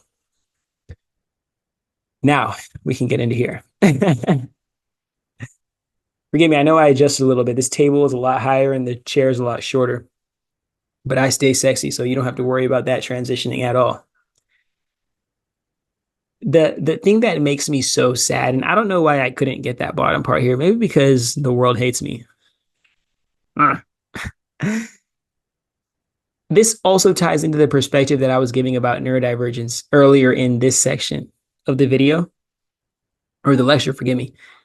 So many people well, all of us are submitting to play this game that is only meant to trim off the hedges of a neurotypical, not knowing that trimming off the hedges of a neurotypical as a means of turning them into an adult is actually cutting the flesh of the inner child of a neurodivergent person or somebody who society thinks is a human being but doesn't deem is worthy of humanity in their differences. So we are deemed to hate ourselves for not being able to force ourselves into becoming neurotypical and funneled through this this system of like mass failure and like fetishization of struggle. And then we believe that we are deserving of the punishment that comes for unsuccessful people or failures of society because we weren't able to be neurotypical, rather than recognizing this was supposed to initiate our path to figuring out who we are, knowing that we're divergent, and then creating a lifestyle or actualizing a lifestyle that's on the other side of accommodating that neurodivergence. And then we can create new types of schools, new types of healthcare, new types of community to all accommodate those differences as something to be appreciated, rather than seeing those as something to be fixed and then constantly creating like new types of others to exploit and punish as a means of maintaining the wealth that we're creating in this society. Like it's weird. It's literally exact, and we'll get more into it when I'm speaking specifically about like the men's issue part of it. But it's just like patriarchy. It sells 99% of men, or forgive me, 100% of men, the illusion that this is what it means to be a man, and then beyond what it means to be a man, like if you're not this, then you're not a man. 99% of people, I'll be generous. Actually, I'll be a little less generous than that. 90% of people will not fall into that traditional standard.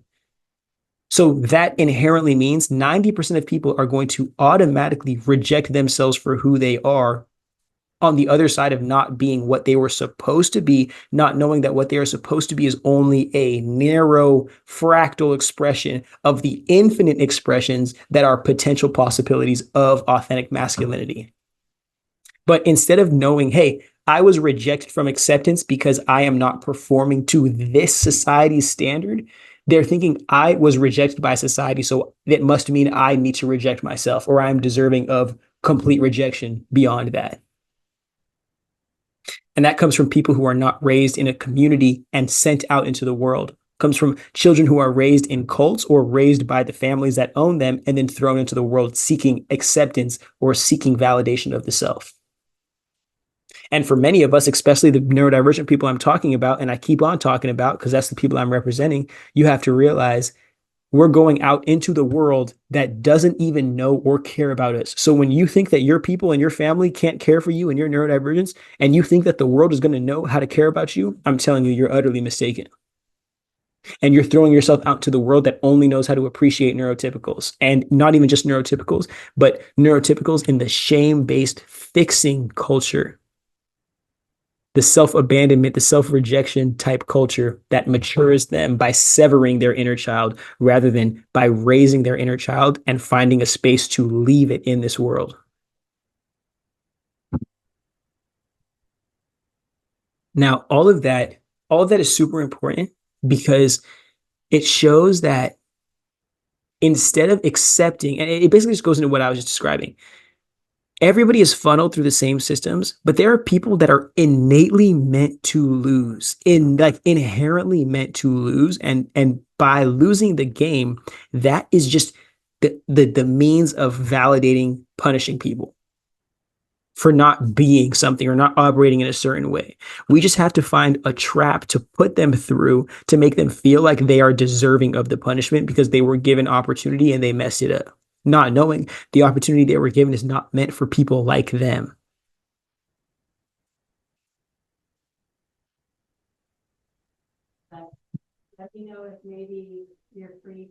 So forgive me, I'm eavesdropping on somebody right now.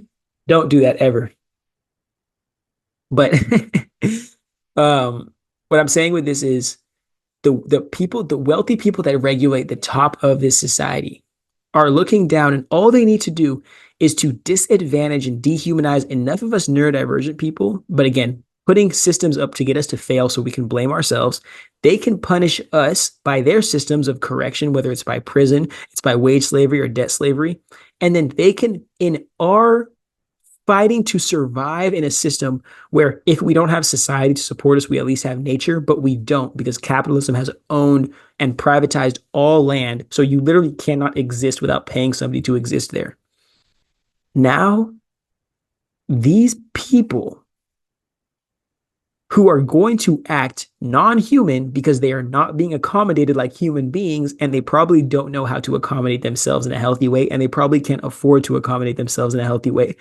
That will be the incentivized fear that is used to manipulate the neurotypicals who are successful, if you want to call it that, in this society for the wealthy people to say, hey, you know what? Are you guys afraid of these jokers and these Sandman and all these super villains and anti-heroes and vigilantes that are hanging around on your streets? Why don't we just use all of this money we've been spending on our military and our tech and all this and this AI investment we've been making? Why don't we use all these crazy military technology that we've just been using to obliterate the children of Palestine? Why don't we just use all of this unnecessary alien tech that we've been transactioning human bodies and lives for? Why don't we take that and use that to punish the people who are making you feel so afraid about living in general society with them? Because you don't want to accept the fact that they are just like you. They are just what you would be if you weren't able to accommodate your needs and meet those needs.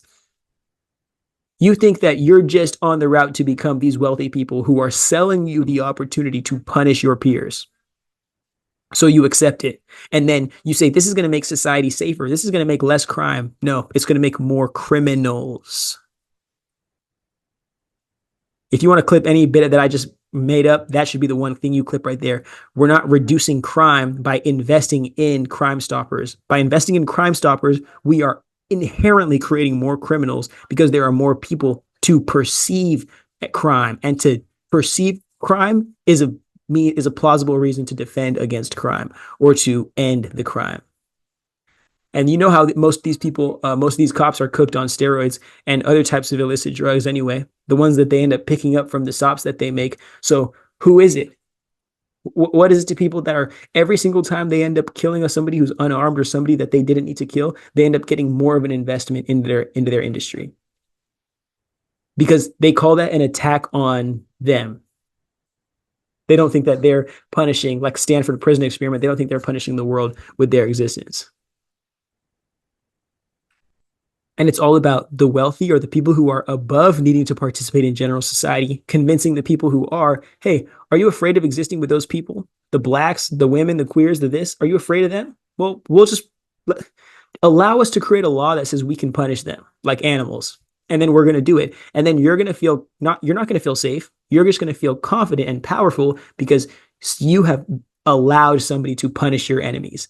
Just like Kratos in that one freaking, what's that shit? God of War video game where he says, Ares, free me from my enemies, or like save me from my enemies, and my soul is yours forever. This is exactly what it is.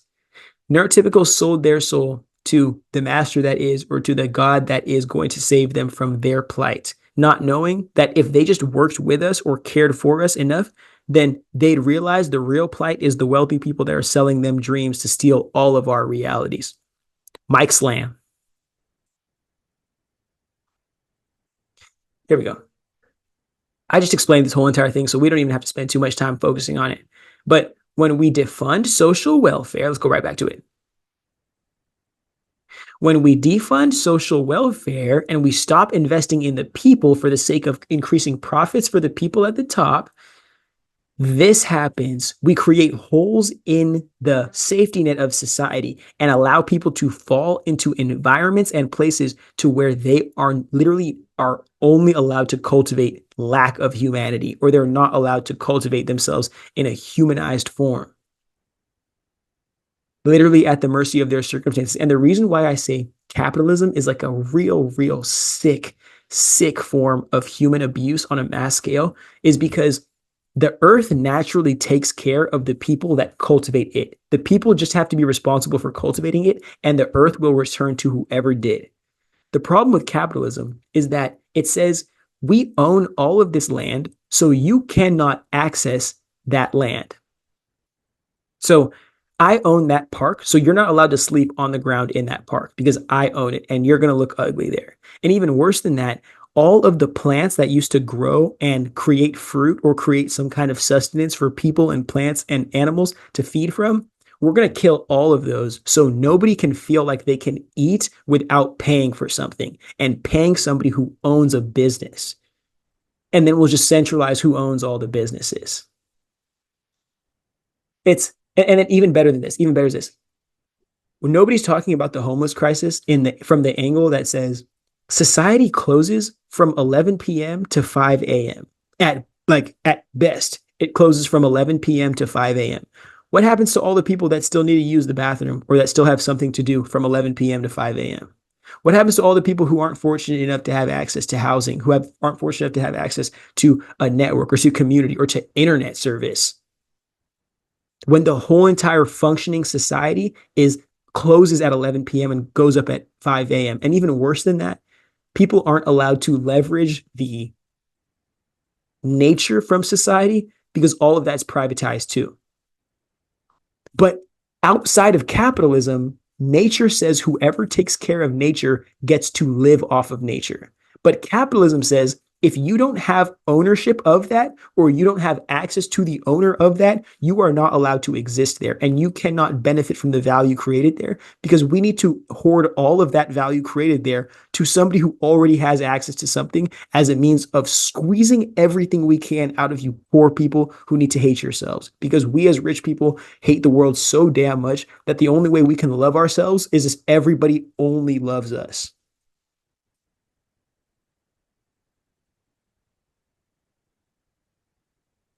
Okay. But when we defund social welfare and we create those holes in the canoe that is general society, and we allow people based on like that illusion of thinking they deserve it, we allow people to fall down into the non-humanity section of marginalized society. That's when we have to invest in police punishment because we aren't saying, hey, you know what? There's just lack of access to environment and opportunity. And that's why people are participating in crime. That's why people are doing things they shouldn't be doing. That's why people are not hanging out in spaces that they should be hanging out in because they don't have opportunity to do anything else, bro. And if you really start to think about it, then you realize, oh, that's intentional because we have a punishment kink in America, especially because we invest north of $1 trillion in our military every year, but we only have $35 trillion of US debt. It's almost like if, let me stop myself right there. But, and people hate when I say this. If we're defunding, at least to the levels that we have, the military and the police, and literally say, you're getting bare minimum pay until you show us that you can create a genuine society worth living in. It's gonna happen so fast. Like I'm telling you, you guys are gonna think that crime is gonna be rampant, but it's only you're gonna realize that there's so much more money to invest in the opportunities that would actually give a lot more people purpose and meaning in this society and give them a reputation to respect and not participate in these socially deprecating activities. And when we start to defund that and start to decentralize the money that we're spending, terrorizing other people's children and women and terrorizing our own people or depriving our own people, that's when we can start really creating a culture that would create a unique or a genuine sense of nationalism that exists beyond getting the people to be afraid of the boogeyman who's always on the other side of the door.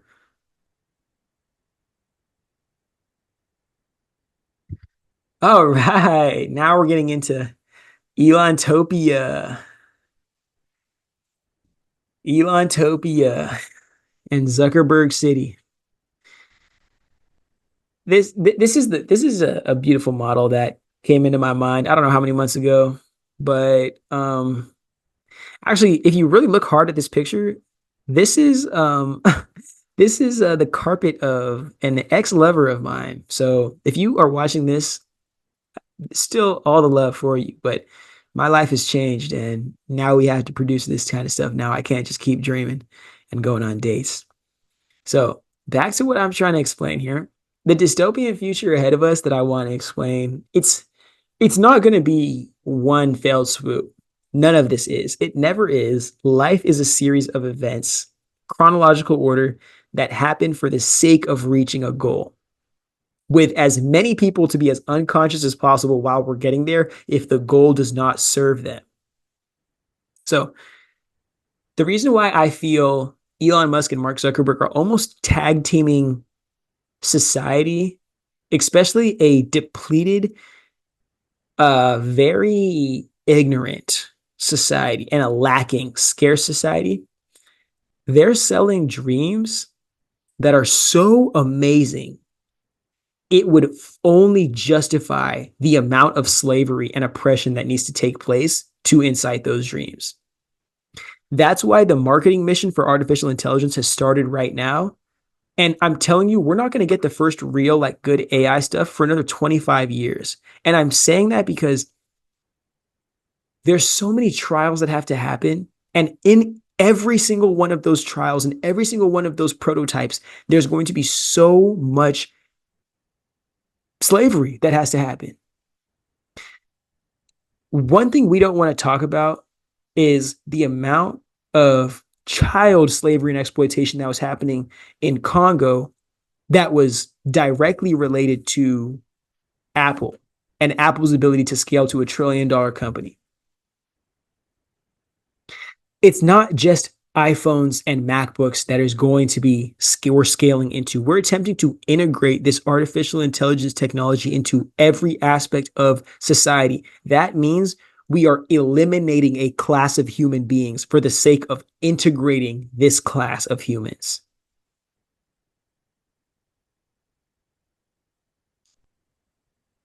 Okay?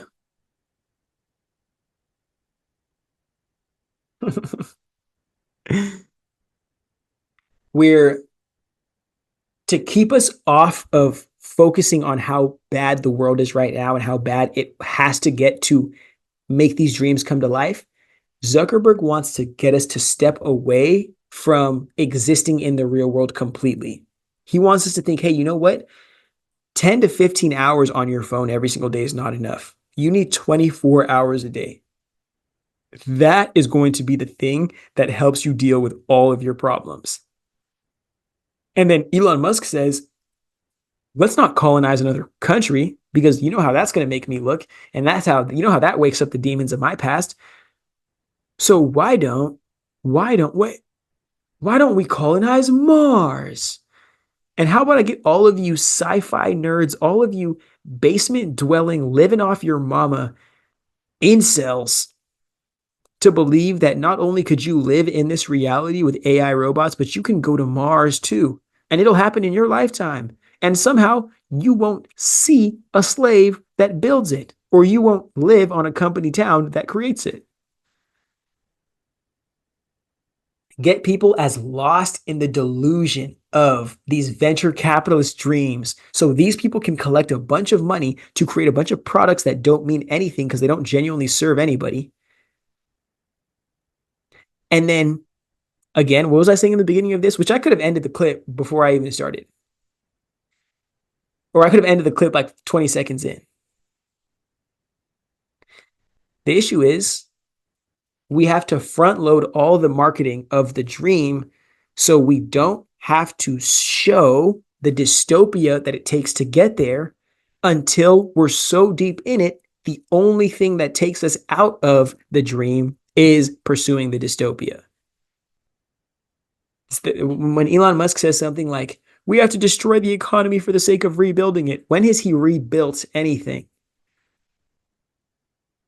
When have any of these wealthy people rebuilt anything with anything other than investor money that they asked for? Like, if anything, the only thing that Elon Musk has ever invested in rebuilding is his own PR. That's the only thing. And so many guys just love him because he's just like, it's this. And again, I hate that I'm even saying this, but I'm autistic as well. So you can't blame me for this. You guys in American society you hate them when they're in school. You bully the shit out of these kids when they're in school with you. But once it becomes like, once you see like a rich autistic white dude who was like socially rejected in his youth and never got any girls and never left his mama's basement, and then he makes an app that just like, or runs a business that becomes $1 billion business and then just like changes his life. And like, y'all love that story. That's one of your favorite come up stories. If it's not like someone coming from the hood and becoming like a celebrity, you guys love seeing just like a young autistic kid who was just totally rejected and just become a billionaire. Because, oh, they must be smarter than me. They must be smarter than me. Bro. And you don't realize that in doing that, you give life to the same Bankman Freeze. You give life to all those Forbes 30 under 30 frauds. Because actually, that's no, that's not the conversation. But you guys have a fetishization with that, like that hyper intelligent, like autistic savant.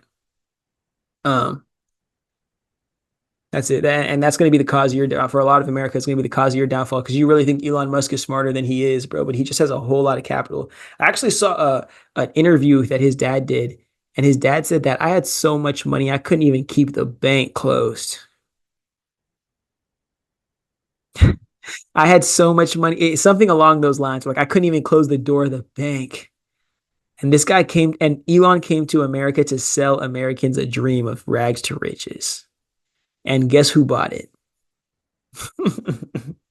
I guess we're living in that reality now. But this is a very interesting point that I wanted to include here. Because I'm pretty sure Elon, I don't even know what kind of relationship this guy has with his mom. And I'm not here to judge anybody's relationship with anybody because I'm a black sheep of my family. My people hate me because I'm realer than them. So I don't really, I'm not here to judge anybody's relationship with their family. But one thing that I hate is that Elon's mom doesn't even like the dad. Like, and again, this is not me trying to judge relationships or whatnot, but they didn't even have a healthy relationship themselves. And that led to Elon feeling not only abused, but abandoned. The mom was abused by the dad. They were literally held financially captive by the dad. The dad was a raging narcissist, bro. Elon's whole entire career is on the other side of being told that he would never be shit and he wouldn't be anything other than a nepo baby who mooches off his dad. Maybe that was a little pushing it, but like along those lines of never being anything, especially never being anything up to the status that his dad was able to achieve or the success his dad was able to achieve, and his whole life is just responding to that, especially probably in alignment or intertwined with the rejection that he got naturally being like the weirdo autistic kid. But to think that, and even knowing that he has like 6 or 7 kids, probably more than that.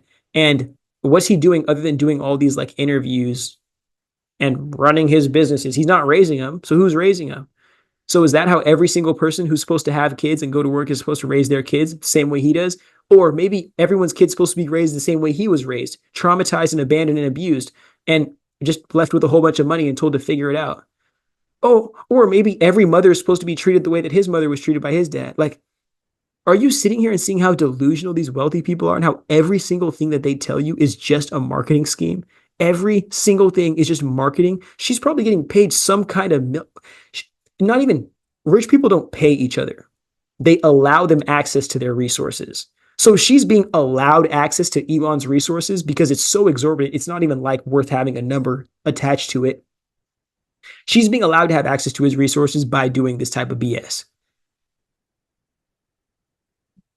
Because I'm telling you, in a completely different world, in a world where Kamala wins presidency, she's with Oprah speaking about how crazy and deranged Elon is and how the whole entire world should be afraid of him and how the Elon is just a living reflection of his dad and how horrible he is and his dad was abusive and this and like let it be a completely different election decision. And I'm telling you, these people are still doing the PR. They're just doing it differently. And instead of being on Fox News, she'll be on CNN. It's the same thing with these cronies, bro. You have to sit here and see through it.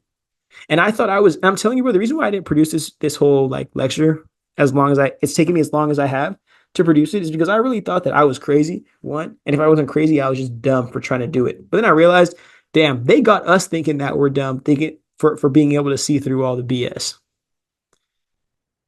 Okay. I don't even want to get into this because I'm gonna get this video will get taken down for bullying. We don't need to do any of that. What I want to say is this right here. You don't have to go to the movies. You don't have to go out for dinner. When's the last time she has ever told herself or she has ever been told that?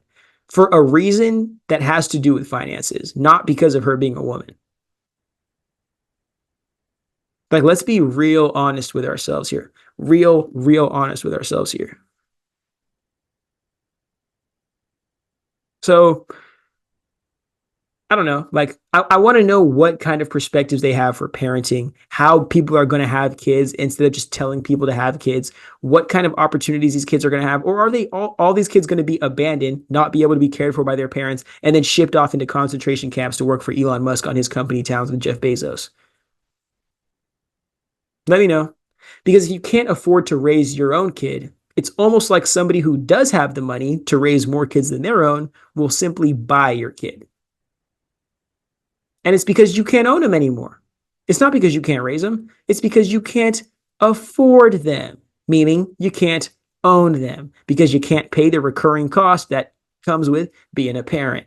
Oh my goodness. It's almost like if you can't afford to raise your kid, we can blame you for not being able to raise your kid so we can buy your children off of you. And what better than buying all the marginalized children off of their parents so they can end up being completely funneled through the company town indoctrination that we have that will keep them forever a slave rather than, and then cleaning up the streets of these unwanted marginalized people. So people like Mae Musk, I'm pretty sure that's her name, and all of her white power people can live in their dystopia forever. Their Disneyland, forgive me, because it's not a dystopia since they all hate us more than they hate themselves. Now, I'm going to include this theory because I do not like Elon Musk whatsoever, and I doubt I'll even meet that guy. And if I do meet that guy, I'm going to have a lot of shit to talk. And if I don't have shit to talk, I'm just going to be looking cool, looking real fly. And if I have to meet that dude at the Oval Office, I'm telling you, I'm walking in there with a geezer, a long, packed, baseball bat size geezer, if you know what I'm saying. Geezer. And I'm letting these people know how we really rock on with that Cali swag. Cause I'm too conscious to see what these people be throwing at us. And that's just me talking my shit. I apologize for that. I don't want to sound arrogant at all. I just want to let these people know that they can't play with us. I'm tired of these rich people thinking that they know anything, bro. Let them delete their society by their own psychosis and let us be able to live long enough beyond that to be able to participate in creating a world worth living in for everybody, because they're going to definitely want to be a part of it. They just don't know it, that it's going to come from us because they've been raised into thinking that we are so animalistic and less human than them. But Elon is the reason why I was even put in a position to think that the wealthy people of society are not like they're not. How do I even say this? I believe that there is way more alien interaction that is happening, but it's happening at such a higher echelon of society. General people aren't able to have access to it unless those people engaging in that kind of communication accidentally fall into the general society and we happen to accidentally see them. But it's very rare that stuff like that happens. I believe because there's only so much money you can have in this world where money, forgive me, I'm going to reword myself. You can only have so much money in this world before you realize that money, it's not even the most valuable thing in this world or the most valuable thing to transact. There's so much more value to be had, whether it's wisdom, whether it's technology, whether it's natural resource, but there's so much more value. And that led me to the theory with my crazy brain. I know I apologize for this. And, I'm going to say allegedly because I don't want this billionaire and his people suing me. But there's, I don't know if it's like a other race of humans or if it's just like a race of hyper intelligent species that are existing in the shadows amongst us or beneath us. And they are trading Elon and the powers that be. And I don't want to say Elon because it's going to make it sound like a psychopath, woo-woo spiritualist and all that. But like, please just ground yourself with me. Higher intelligences are smart enough to not be seen by the masses, but are smart enough to directly engage with our leadership. And they know that our leadership will do anything for military technology and access to power. So they give our leadership advanced futuristic military tech and advanced plans and insight into the reality so they can act before everybody else does. And they can start to set their agenda in alignment with or right after the natural agenda. So we can all think that the agenda that they're setting is the only one that exists. These are the privileges that come with being involved in the upper, like we wear hoods and cloaks aspect of society, not suits to work. And that's why I say I'm not a fan of somebody like Elon Musk or any of these wealthy people deciding to say things like, hey, let's start implementing or integrating technology into human beings without the sake of giving people like universal health care. Let's start like really doing these human experiments because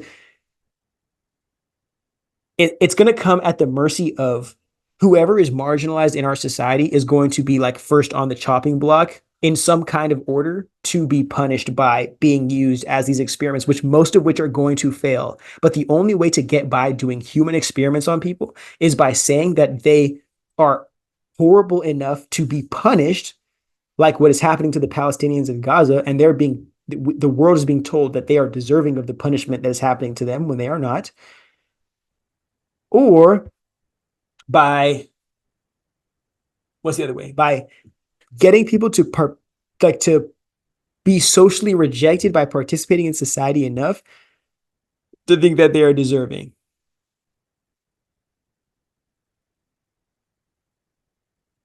It's the reason why this is happening. The reason why this is happening is because we need people to use to experiment all of this stuff with. We need wars to happen so there are vulnerable people, women and children mostly, to experiment with. The only way we can test the capacity of the human is by going to war. That's the only way that happens. I'm telling you right now.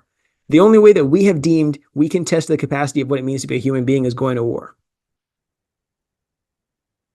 Or just directly doing experiments on human beings like the Nazis were doing, which sounds an awful lot similar to what Elon wants to do. But because Elon is cooler than the Nazis to you guys are going to just take what he says. You're not going to see who has to be punished or who has to be fixed first as a means of creating the right technology to get there. And this is when we live in a world where billionaires own the technology that has the means of creating reality and enslaving you to that reality that is made up simply by having access to the technology that can do it or access to the environments and the infrastructure that can do it. I'm telling you, we're done. We're cooked. Forget an antichrist, bro. This is an anti-human society being created. We are being completely dependent on, we are being, as many people as possible are being forced to be completely dependent onto this technology. That's what we don't understand.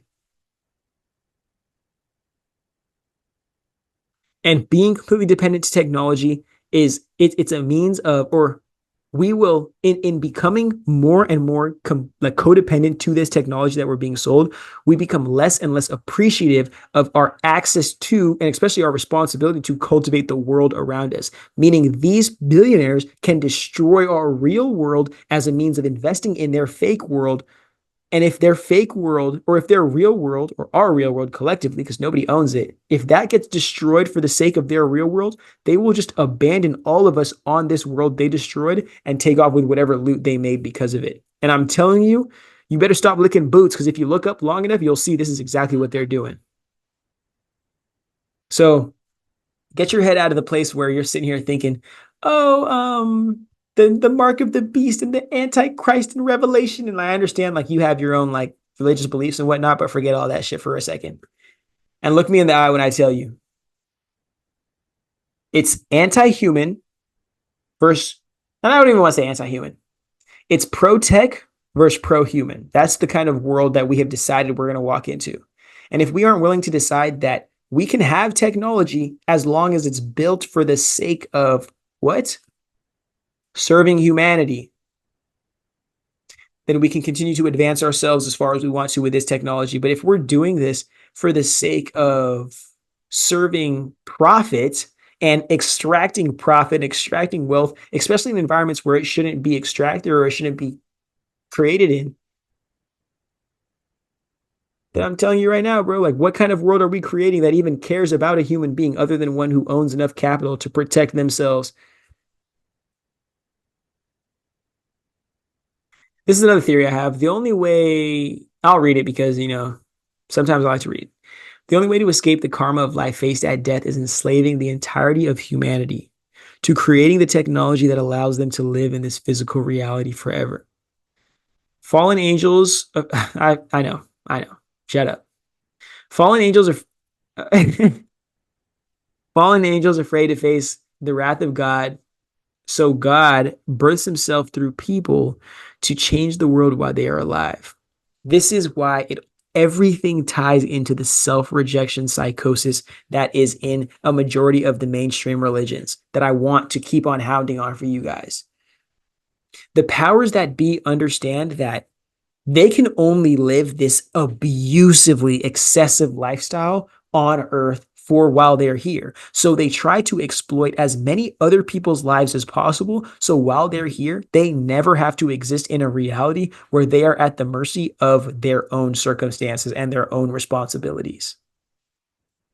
And this is why I think most of those billionaires want to live forever because once you die, you're done. You cannot take anything with you. That every single genuine culture knew that. Once you die, you can't take anything with you. You're at the mercy of what soul you have cultivated through this life experience. And for most of these wealthy people, the only time where they're praised, the only time they're ever going to be accepted and valued and cared for is in this human experience because their soul is so nasty and narcissistic and battered and dirty.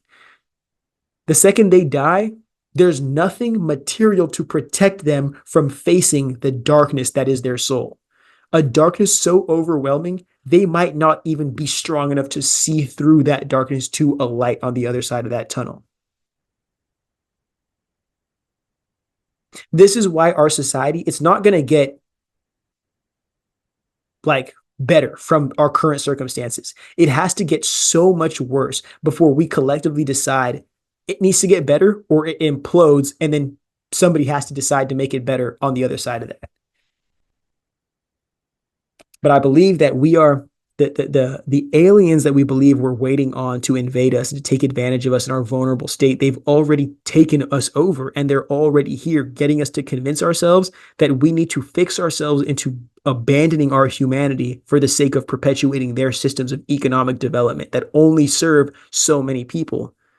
And it's really not even to serve those people. It's just to like centralize power so we don't have to transfer power or reallocate power and wealth.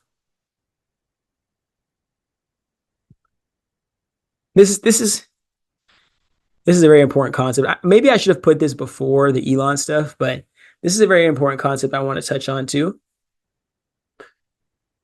It's as we're as we are growing into this age of capitalist convenience, because that's what capitalism sells genuinely, convenience. Even if that convenience is a dream. As we're moving into this age of convenience, especially convenience and centralization of access of information, we are slowly, as everyday people, growing to more and more and more at the mercy of where we consume our information from. And as we've transitioned so quickly into this digital age, so many people have been able to, or really been forced to, sacrifice their real world opportunities to where they received engagement and validation and acceptance from. They've been forced to sacrifice that for that which comes from social media, thinking that the likes and the clicks and the comments is the same one-on-one validation that could come from actually being a real world person who has real life experiences. And I don't know what age it happened, but once we decided as a society, I think COVID might have been the thing that did it. But once we decided that internet, like the digital world and the real world, are just one in one reflections of each other, the second we decided that was happening, we got to the point where we might be at a point with no return. And most people are at the mercy of the the for you page that they exist with, the conveniently structured for you page that they are at the mercy of, because it's more convenient, it's more comfortable for them and soothing their desires and their own insecurities than is going into a randomized world full of ambiguous experiences that you have to somehow be able to string all together to find the meaning in, because the only common denominator in them is you.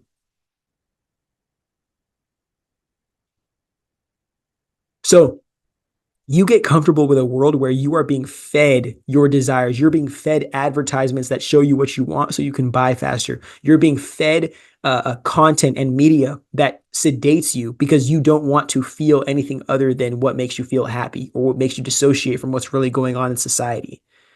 And you're becoming a victim to, or your whole entire life and your perspective is at the mercy of being fed something that accommodates who you are right now rather than reality one, or at least accommodates who you want to become in the future, or at least in a life that doesn't completely make you codependent to this technology that we've been given to assist us, which is now crutching us. And a final thought right here I'll give before I go is that the internet, I believe the internet was the flame of Prometheus. If you don't know that story, I'm not going to get into it. But I believe the internet is the closest thing we have in our society is the flame of Prometheus, because it basically came down from the heavens, from Mount Olympus, was given to the people, showed us so much of reality that we should have never had access to. It has completely transformed our ability to engage with our human rights in a global conscious level. And even beyond our human rights, just our humanity on a global conscious level. And I think that has made us think that we've been able to do more with less than we are actually able to do, simply because it's so much more expansive than the hard work that we constantly put in our everyday lives to access what's seemingly so much less than the validation that we get from these internet activities or platforms. So the internet is the flame of Prometheus because not only did it open, it's like the fire that came down and gave the people so many more opportunities on the other end of being able to like cook, being able to have light, being able to read in the dark. It it made the people more godly in the sense it made them more than just the animalistic humanity that they were without access to these tools. The internet gave everyday people tools to be just like, if not more than, the ruling class that invested in creating these same technologies. Do you really think they're going to keep on perpetuating a society that lets people, actual merit-based people, be better than them and live on the other side of actualizing those dreams consistently? Hell no. Our society, and I don't know if big tech is doing this intentionally or not, but there is an agenda to get as many people at the mercy of their for you page as possible, for the sake of putting every single individual person in such a radically different version of social media. Nobody will ever be able to commune in a way that's genuinely related to getting things done in a community conscious sense. People will only be able to commune to buy a product or to like do a social movement that's going to turn into a trend and go dead in like 6 months. We're getting to the end here. So hopefully you guys appreciate that. We're going all the way in. But the final thing here I want to say is, how far can Elon and Zuck sell these dreams to their video game addicted consumers? And I apologize. I'm talking down on you video gamers, because it's like I have mad trauma with video games. I went to a homie's house. You call my homie. They were a homie back then. I went to a homie's house a while ago for literally 3 days. And I'm telling you, like, when I talk about my childhood, you're going to realize my parents hated me. But I went to a childhood friend's house for 3 days, bro. 3 days. And mind you, when we go play video games over there, I'd play like one round of like Call of Duty or something, and he'd be like, "You're not doing it right," and then he'd end up just playing the whole entire thing, and I'd just be sitting there watching him. And I'm like, actually, I'm not gonna get into that story. We'll get into that some other time. But it's like they these people exist so much in their Call of Duty, in their Battlefield, in their FIFA, in their Madden. They forget that the technology, like the literal technology that they're playing on, to access that and to pay $1,000 to access that, there has to be a kid who gets stripped out of their community in Congo and not have access to even like a human lifestyle.